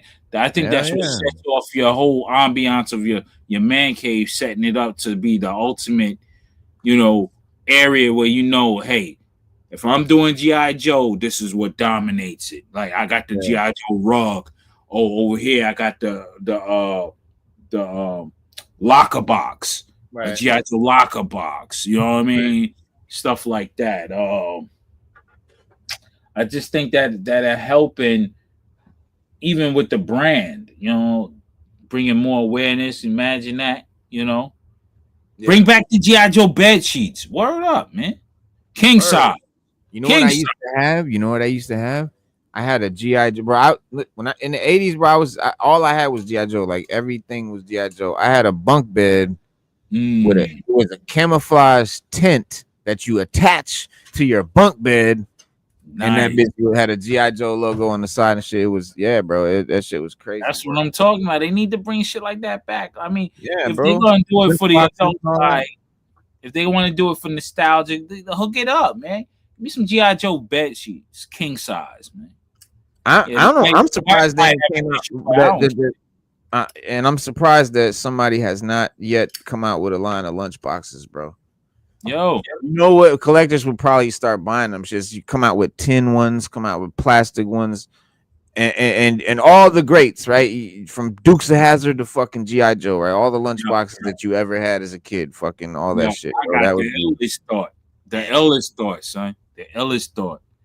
Crazy the backpacks. Yes. Come out with the G.I. Joe backpacks, like the actual backpacks of the G.I. Joe figures. Imagine having a Duke backpack or yo. And the backpack can be literally shaped and designed off whatever character you want. Like Yep. that's such and such's backpack. Ooh, Word. but it's a real backpack. Yo, you walking around with Dusty's backpack. Yeah. Word. Fuck yeah. That would be crazy. Like they Yo. should do this kind of shit. Like I don't know. I guess they don't have faith in the IP, or maybe the market isn't big enough. Yeah, maybe it's a larger undertaking, and we're a niche. I would think of stuff like that. Yeah. And even if they don't do it in the fabric way of the backpacks, maybe make it plastic. Fuck it. Where it snaps. You know what I'm saying? And this is a backpack you could bring into Comic-Con to put your comics in or your action figures in it. It snaps and locks. But it's Didn't they have a backpack that you could carry your figures in? It was like a plastic. What am I thinking of? There was a plastic. It was like a case to carry your figures in it, and it had like all the boxes. You know, each figure. You know, you put them in there. You got carrying cases. Yeah. Yeah, but I swear to God, they made a backpack one. I thought they made a backpack one. They did? Okay. No. They didn't do one. They need one. They need one. Yeah. That'd be sick. You going to Comic-Con or you going to a Toy Con and you know, they'd be like, yo, you got Cobra Commander's backpack from the third version of Cobra Commander. Right. Yeah, with the real head armor Cobra Commander backpack. That'd be crazy. Then you got Outback's backpack. That should be big as hell. You walking through the convention, you storing all types of shit in there. Shit, tunnel rat, that big ass shit. Yep. 2 flashlights right here. Yep. Hell yeah. Well, speaking of G.I. Joe and everything, you know, the and the IDW comics and all that. Yeah. The Energon Universe, right, that we've been reading, we've been talking about a lot. Robert Kirkman took and took his Void Rivals thing and added it to a crossover with Transformers and G.I. Joe and called it the Energon Universe. And there's been lots of little, you know, comics and side comics and, you know, tie-ins and it's been a really cool thing. And launched in 2023 by Robert Kirkman, same guy did Walking Dead and Invincible and all that, and is overseen by Skybound Entertainment. And it's basically, and it's a shared image. It's a shared fictional universe, including like concepts and characters from classic intellectual properties like Transformers, G.I. Joe, and then the original comics like Void Rivals. So the Energon Universe is a distinct new thing from the IDW universe, which is, you might think, was connected because they also have Transformers and G.I. Joe crossover universe, but that was published by IDW Publishing, which featured which comics from like 2005 to 2018. The IDW universe ended with a dud and rebooted its Transformers continuity amid a loss of popularity. Basically, the Energon Universe aims to reintroduce the characters to a new audience while staying true to the individual identities of both concepts. But we you know, as nerds, as fans, we ask questions like, is Energon just biting IDW? Are they just redoing? Are they just copying what IDW has already done? Or are they simply doing something completely unique, just using these 80s IPs that have been used before? What kind of, I think, really, I mean, a Transformers G.I. Joe crossover, nothing new. I think Marvel's done it. Like, it's not something, but what I think for me made me think like, oh, like when you brought up that it was that it was like a bite of IDW, is IDW also brought in Mask. Yep. Now Skybound's Energon Universe is about to engage in one of its first big crossovers this spring, as the Transformers will be coming to G.I. Joe number 19 and G.I. Joe number 20 by Joshua Williamson. And they're bringing along the Energon Universe third big 80s cartoon toy franchise, Mask, which The 2-issue crossover will bring Optimus Prime and several Autobots will come face to face with Duke and the soldiers of G.I. Joe, all of whom will have a run-in with Matt Tracker, the lead character of Mask, who is known who is known in the Energon universe as America's Most Wanted Man. So the storyline is going to be crazy. Duke and Optimus Prime meeting for the first time in the Energon universe. What's led this, to this momentous meeting of the two EU's, greatest heroes. Ask Skybound official description of the big Transformers G.I. Joe crossover. Says all we can say is it involves Clutch, Autobot Hound, and America's Most Wanted Man, Matt Tracker. Yep. So now we know that Mask is being brought in. Mm-hmm. Yeah. Now, yeah, right. And IDW did just that already with First Strike. Yep.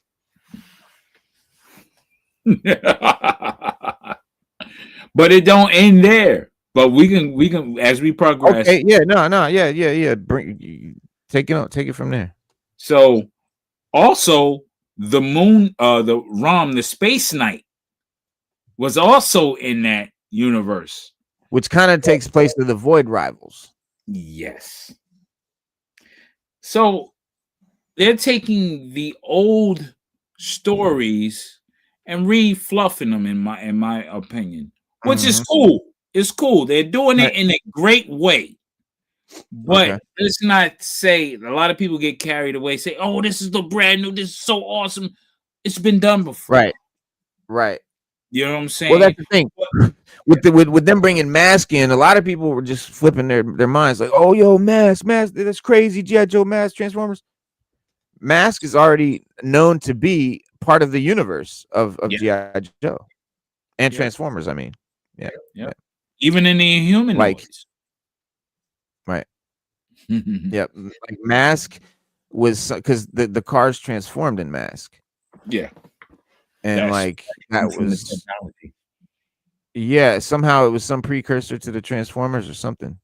Well, it came the Transformers or after, I don't know.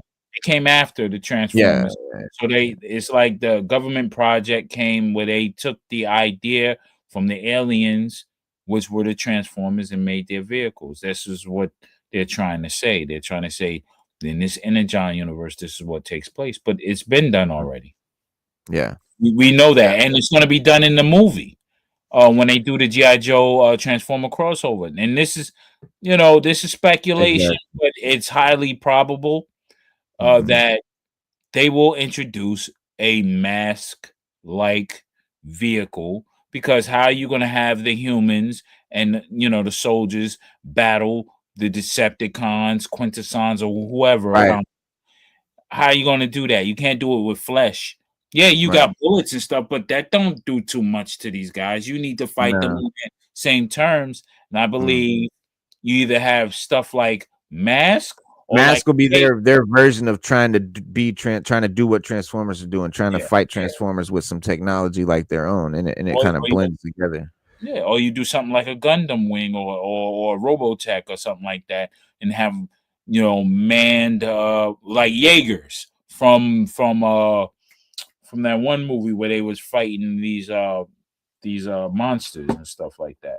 So yeah, they're gonna do it, man. I'm not saying it's whack, but I think, for one, Void Rivals is so different to me that I didn't even involve myself in purchasing or reading that. Yeah, no, me neither. I didn't either. It's just like, I don't want to be led so far away from the IP that I've known to get caught up in, like, okay, I'm in this universe. Now I got to commit to the Transformers. Now I got to commit to Mask if they lead off into a Mask. Now I got to commit to all that. Where I only want to commit to is G.I. Joe. That's it. That's all I want to commit to. But this is a way for them to cross-pollinate and get more sales out of the magazines as well, like they did in the past. So it's like, okay, the continuity of the story takes place in the Mask issue. So now if I'm reading G.I. Joe, I got to bounce from G.I. Joe, Transformers, mask. That's too much bouncing. In my opinion. You know what I'm saying? Where it all could have stayed in G.I. Joe. You know what I'm saying? Some people say, okay, I'm missing out on part of the story because now you got Transformers. Yeah, but I'm sticking with the Joe part of it. Right. Well, I mean, yeah, I really only read all the Joe stuff from Energon. Yeah. And I was fine with it. Yeah. But I read some of the Transformers stuff because it's really good. I'm just not traditionally a Transformers fan. Exactly. Just because for me, when I was a little kid, I just gravitated more to G.I. Joe. I was more into, movie like Vietnam shit and war and stuff, as I think we all were in the 80s, and ninjas and all that. And I just kind of I just didn't understand why these alien robots looked like Earth stuff. And I don't know, it just was weird. I don't know. I just didn't quite grasp it. And then it was like, and then, the figures just didn't, the original figures of Transformers looked horrible. Yeah. Like, I mean, it wasn't very appealing. They were based Japanese. I forget what the robot name, the actual. Yeah, I know what you're talking about. Yeah. But at the same time, it's like, okay. But not that there's anything wrong with it. But my point being is that so yeah, I never really got into Transformers as much. So that's why that's the only reason why I didn't read it. Not because it wasn't good, because it is really good. And like, even though I'm not a Transformers fan, I still really liked the Transformers books from Energon. But I never read ever one Void Rivals comic. Yeah.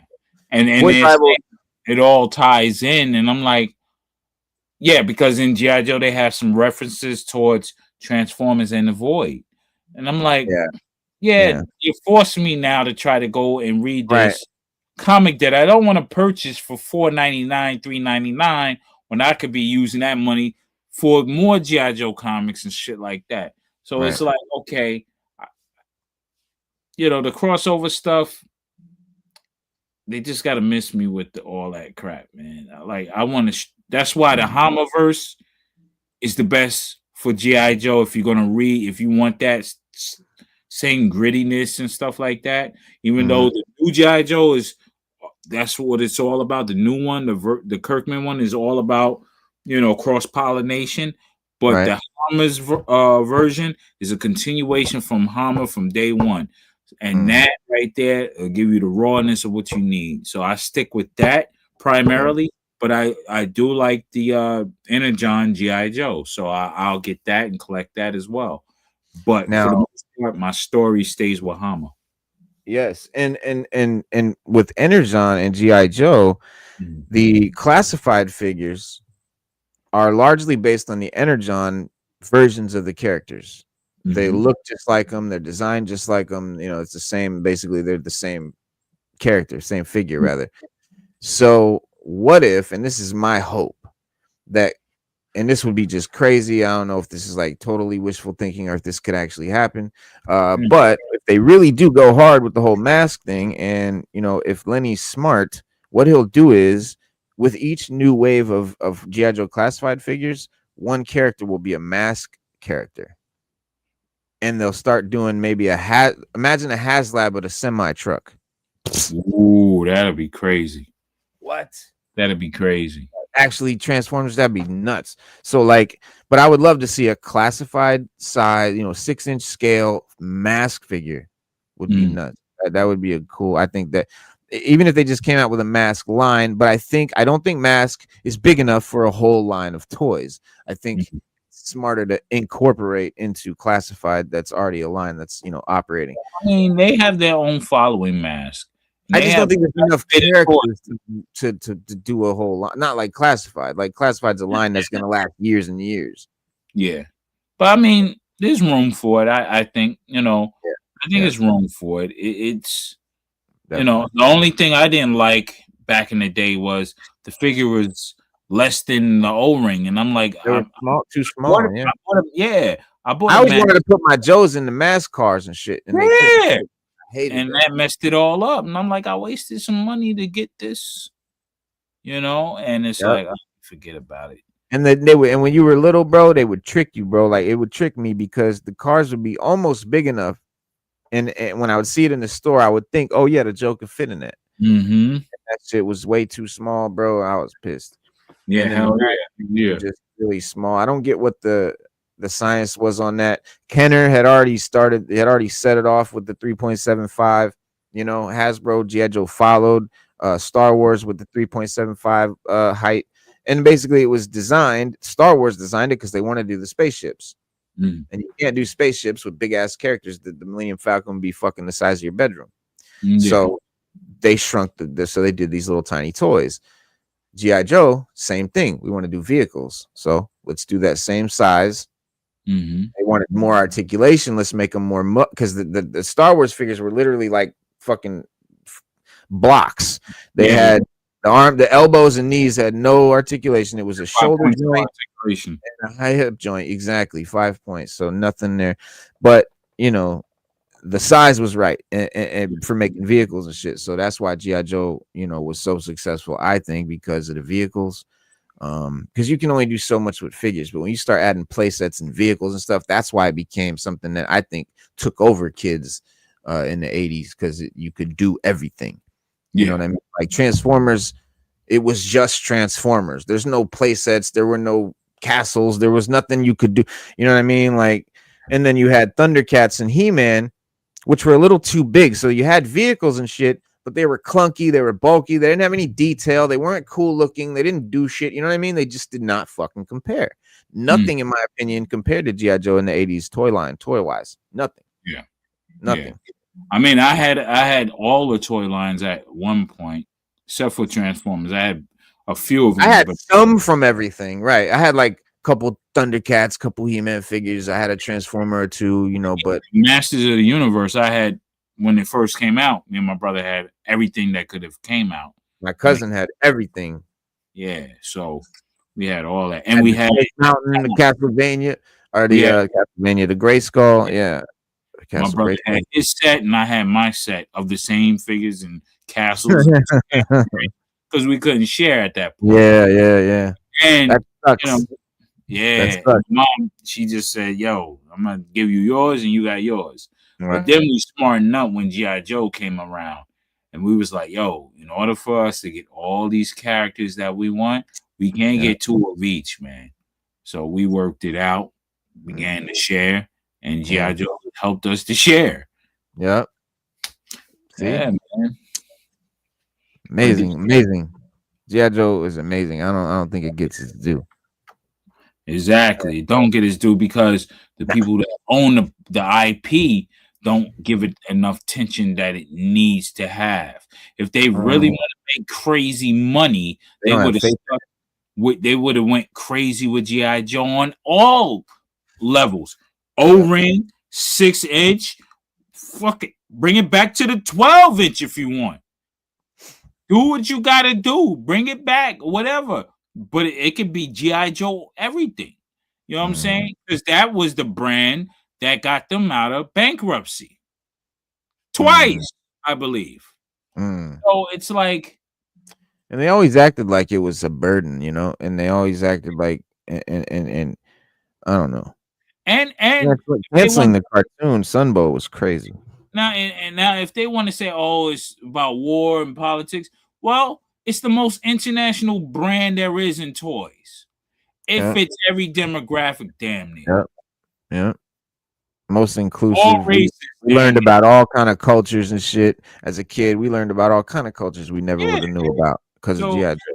Exactly. So the one thing, and it was woke too. Whatever wokeness means to whoever, it was there. So what brand would be better suited to keep? And it's their own IP. They don't have to pay licensing fees. Come on. It's a no-brainer to a real business person. Yeah. But now that you have, like, I guess the thing is as a toy company, they got to think about what do kids want? And obviously there's nothing out there pumping G.I. Joe to make kids want G.I. Joe toys. There's anime, kids want anime, they want Skibbity toilet toys and shit. They want Not whatever even that, bro. internet toy. I think all that's dead.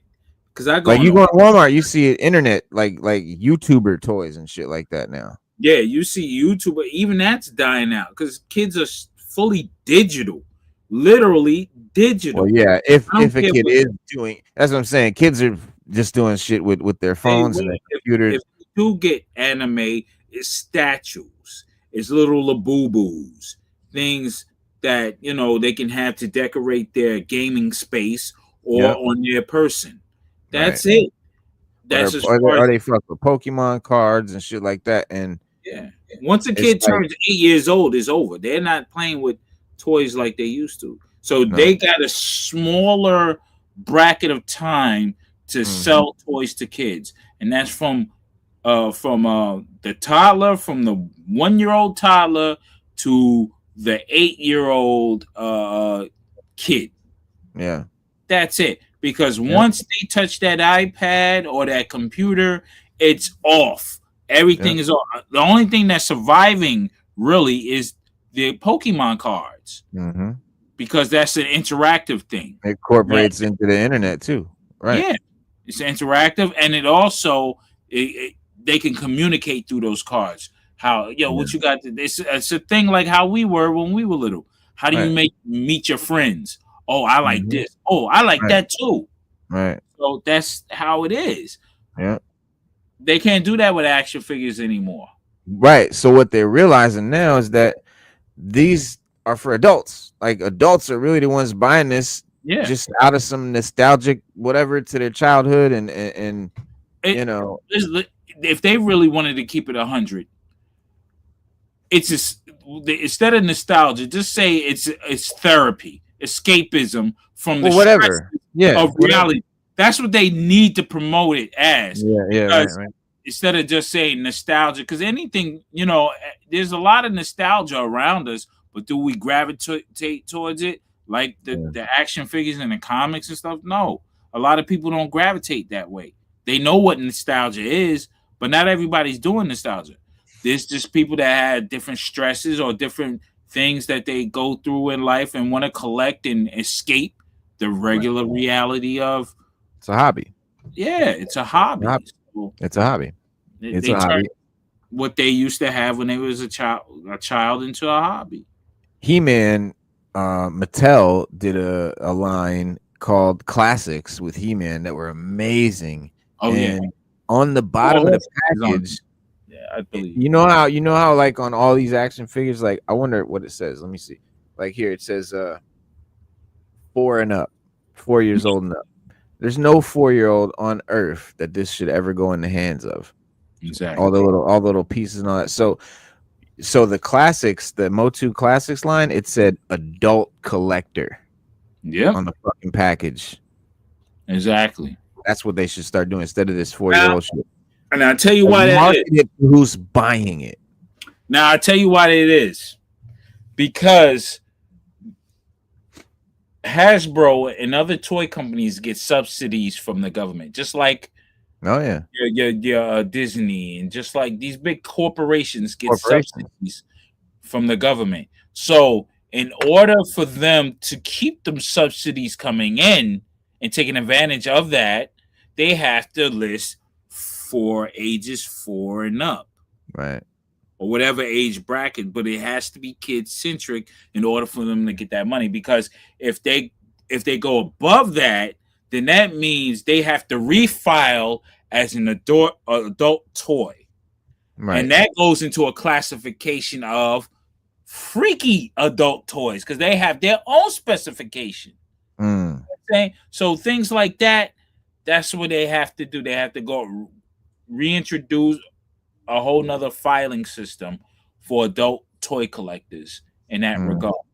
But they keep it at 4 so they can keep getting those subsidies. Right. Those tax breaks and all that shit. Yeah. Because if they say, we're doing for adults, now y'all got to pay out the ass because this is for adults. But if we say children, you get money because you're doing something maybe to help the development of a child through play. Yeah. But, why not? Yeah. But with this this was a collector's, and that was separate from the actual toys that Mattel was making, like Barbies and stuff like that. Now, adult women and adult men collect Barbies as well. And those Barbie dolls are expensive as fuck on the collection. Yeah. So we can't just say it's a guy thing of collecting, because there's women I know for a fact that collect a lot of shit. Yeah. And they're still say 4 and up as well, because they're getting subsidies and stuff. They get leniencies in taxes and stuff like that. Yeah. Yeah, man. Oh, this line is amazing. Like I was blown away. Like I couldn't look at this. Look at this. Yeah. Let me see if I can get a better picture, a bigger one. But yeah, they look like enough like the original, 80s joint, but it's updated in a modern way with the articulation and the detail and everything like that. So, which I think is just awesome. And then Mattel just took that and said, okay, well, let's make it a little bit more affordable. Let's make it the Motu originals, or what do they call it? Motu, not originals, Motu origins.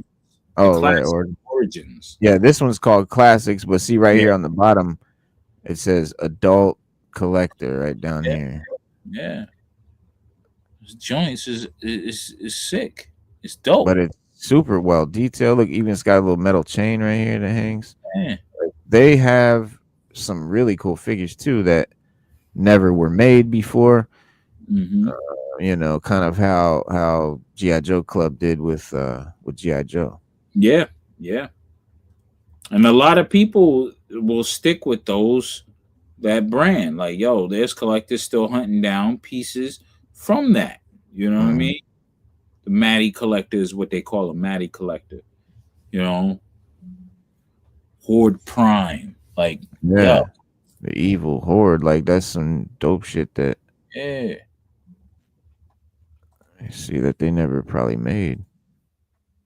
Like, I think all these are made up, or not made up, but new. Like Drago Man, they got, but then they still have your Too Bad and Web Store. Web Store, yeah. Web Store's dope. Yep. Adult collector. So that's what they do. I mean,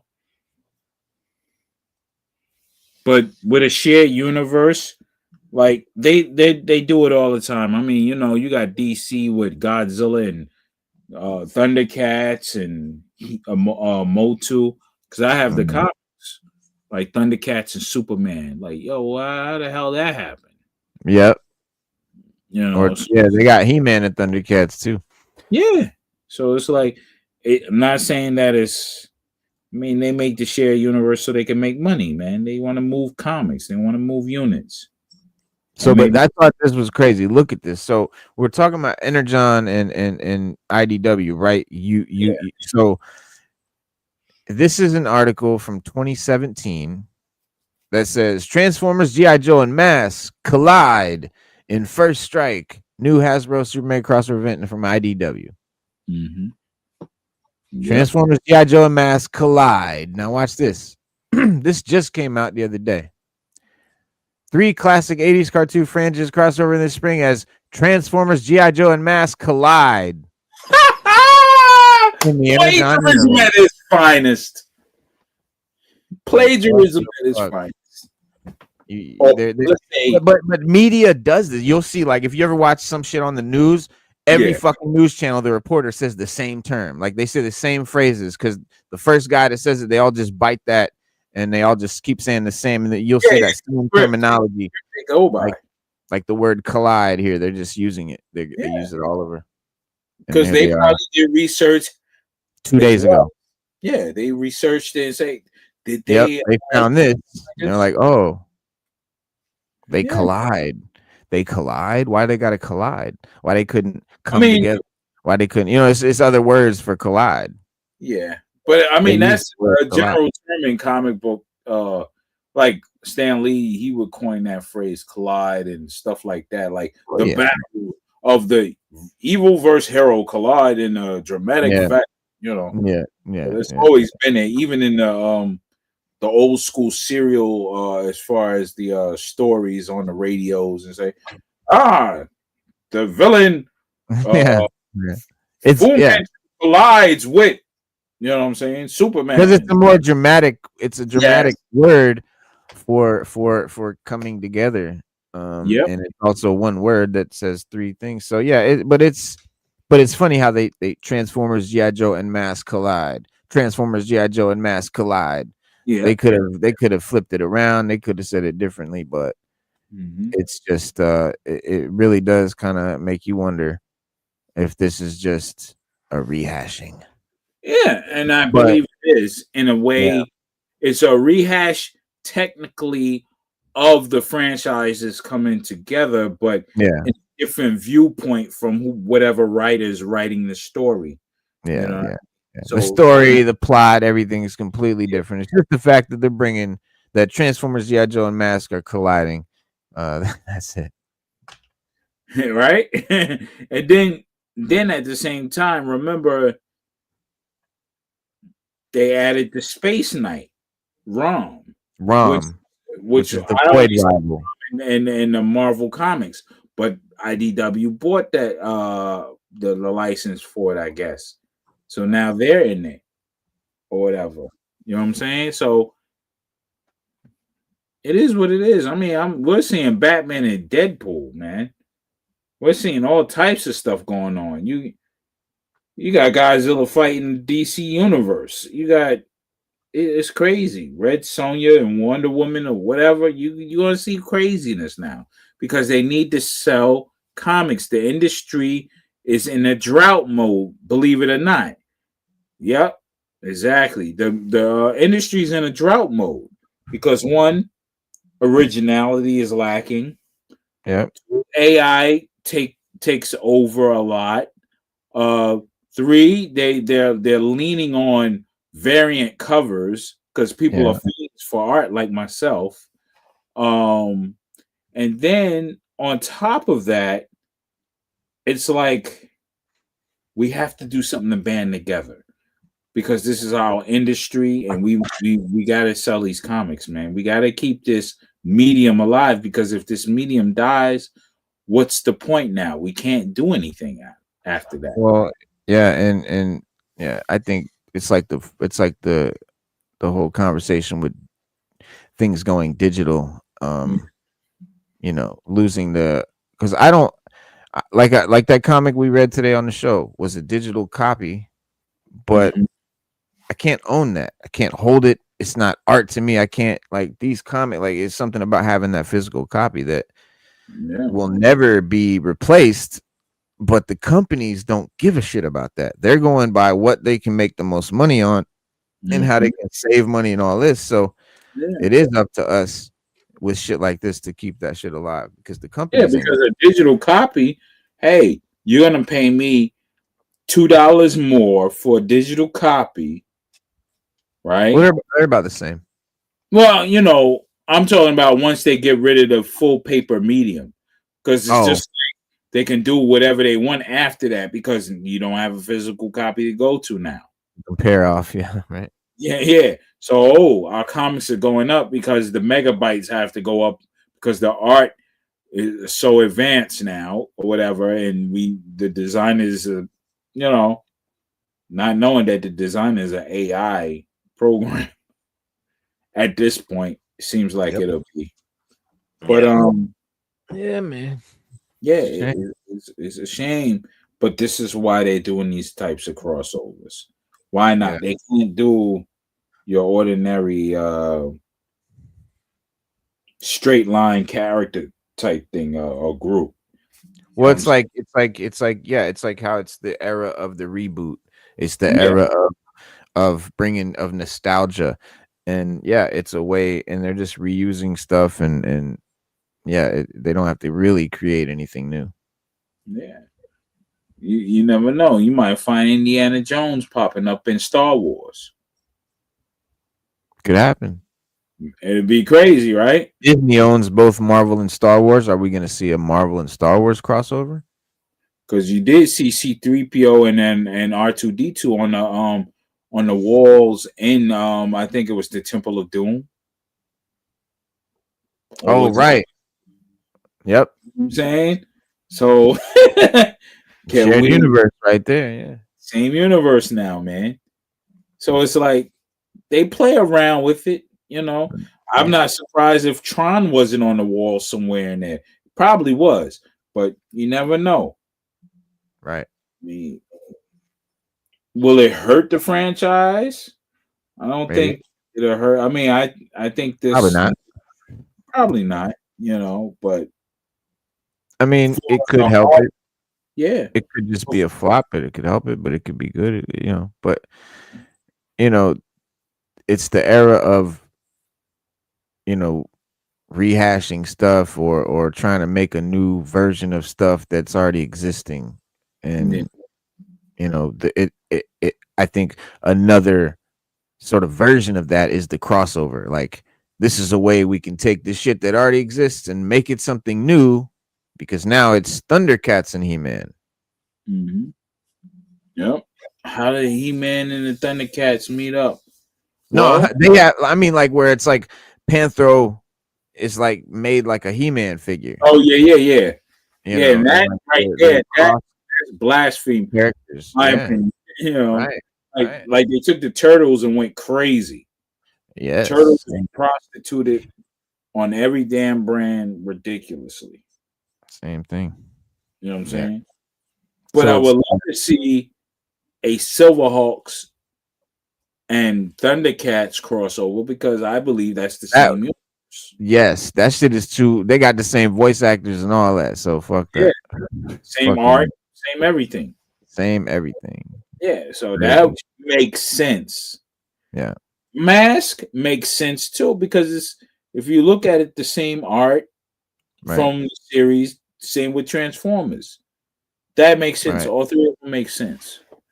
So Now apparently, look at this little ROM here. They got ROM, Mask, a G.I. Joe. They made a whole, there's a Transformer or Mask guy. So they made this Revolution box set.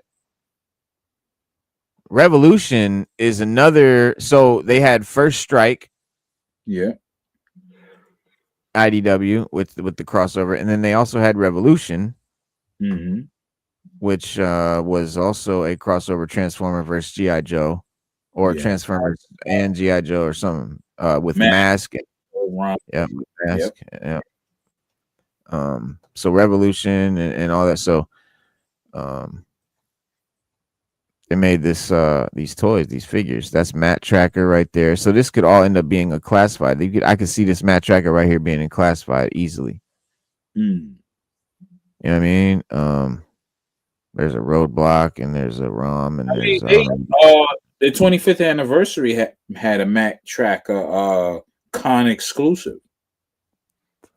really? Yeah, they really made the extra. Look it up. Go Mac All right, Tracker. no, I'm saying it now. We're gonna see Matt Tracker in classified. It's coming. Yeah, Watch. they were talking about it. The rumblings are already out there. Who talked about it? A lot of the YouTubers in the YouTubeville, and then people were bringing questions to Lenny, and Lenny's like, "It's a possibility." Oh, they asked him about Matt Tracker Yep. or Mask. Oh, okay. Yeah. So yeah, it's a wrap. That's coming. That's gonna happen. Yeah, because the people are asking for it. Why not? Let it happen. They did it for the 25th anniversary. Well, yeah, as I'm saying, apparently it's been done a few times. Yeah. So And mess around, Super 7 might do it for O-Ring G.I. Joe. So hey. right. Hey. What But do you think about those Super 7 O-rings? Do you like them? yeah, I like them. I mean, I have What is it about them? They look weird to me. It's something off. It's something off with them. I don't know. the only Or is it thing just that they're off trying to with- look like the cartoon? That's the only thing that's off about them, because Okay. they are meant to look like the cartoon adaptation. They're not meant to look like the toys that we grew up with. Mm-hmm. They're meant to look at they have the build, but it's supposed to be based off the deep cartoon. Yeah. You know what I'm saying, and stuff like that. So Yeah. I respect it, you know what I'm saying, because that's what I was looking for in the first place with the ultimates. And I had a few of them. I had like 15 of them, but I sold them because they were the same way as the classifieds. They were too large, and I didn't want to deal with them. So I went to the reaction versions, and that was 5 points of articulation. And then they said they were doing the O-ring, so I got rid of my reaction and went to reaction plus the O-ring version. So right, yeah, man, I didn't know this whole. So this was the whole line right here. yeah, for that box set. Yeah, Yeah, it was the Revolution box set. I didn't know it even existed. But it was a San Diego Comic-Con exclusive in 2017, which was about $100 then. So I'm sure it's like crazy money. Yeah, right now. it's crazy now. But yeah, especially if you can get all the little tiny figures with it. Mm-hmm. Yeah. Which I guess these little figures are what to make this Transformer be scale or something. Yeah, that Jetfire is hardcore right there. Though. Yeah, bro. I like that. Jetfire is nuts. And there it is, all transformed. Yeah. Yeah, wow, I didn't even know this existed. But that's cool as fuck. I mean, that gives me hope. Like now I know that we're gonna definitely get Mask and Classified. Especially now that it's joining Energon. Mm-hmm. That's why, because Lenny would have just been like, oh no, we're not doing that. I mean, he would have shot it down. But if he's like, oh, it could happen. Yeah. He's not shooting it down. No. Oh wow, there's Mainframe. Yep. Yeah, but this is yeah. Wow, so they did it already. And Mainframe is in the movie. G.I.Joe versus Transformers and stuff like that. Yeah, and that movie will be happening too with the new version, the new Transformers G.I.Joe crossover movie. Personally, I don't want them to make this movie yet. I would much rather see a good G.I. Joe movie first. I don't feel we've ever gotten one, in my opinion. I don't feel we've gotten one that makes me feel like the G.I. Joes from the 80s. The characters didn't look like it. They didn't feel like. I want that shit to be as accurate as possible to looking like they looked in the 80s, the characters being as iconic, and I don't want to have to explain who it is. Yeah, I want to look at it and go, oh, that's Firefly. I look at it, I instantly know that's Mutton Junkyard. You know what I mean? I want to instantly know that's Gung Ho. I don't want you to have to tell me, or let me listen for the names. Let's see who Flint is. I'm fuck that, dog. I want that shit to be fucking iconic. And until we get that shit, I'll just be like, whatever, about a G.I. Joe movie. I'm not gonna be excited until we get that. That's what I really want. I want to see a live action G.I. Joe movie that looks like G.I. Joe. And it's simple. It's a task force, right?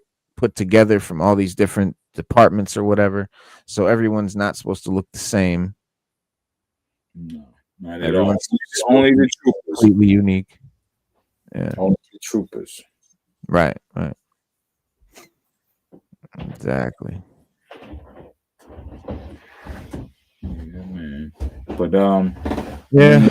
Saying that that's a good or a bad thing as far as the Energon Universe or them taking from what has been done already. I mean, if they could bring a new flavor to it, new vital, and they have. I mean, they took the Baroness and made her a great character as far as a conflicted one, because she was always conflicted anyway. But it makes sense, and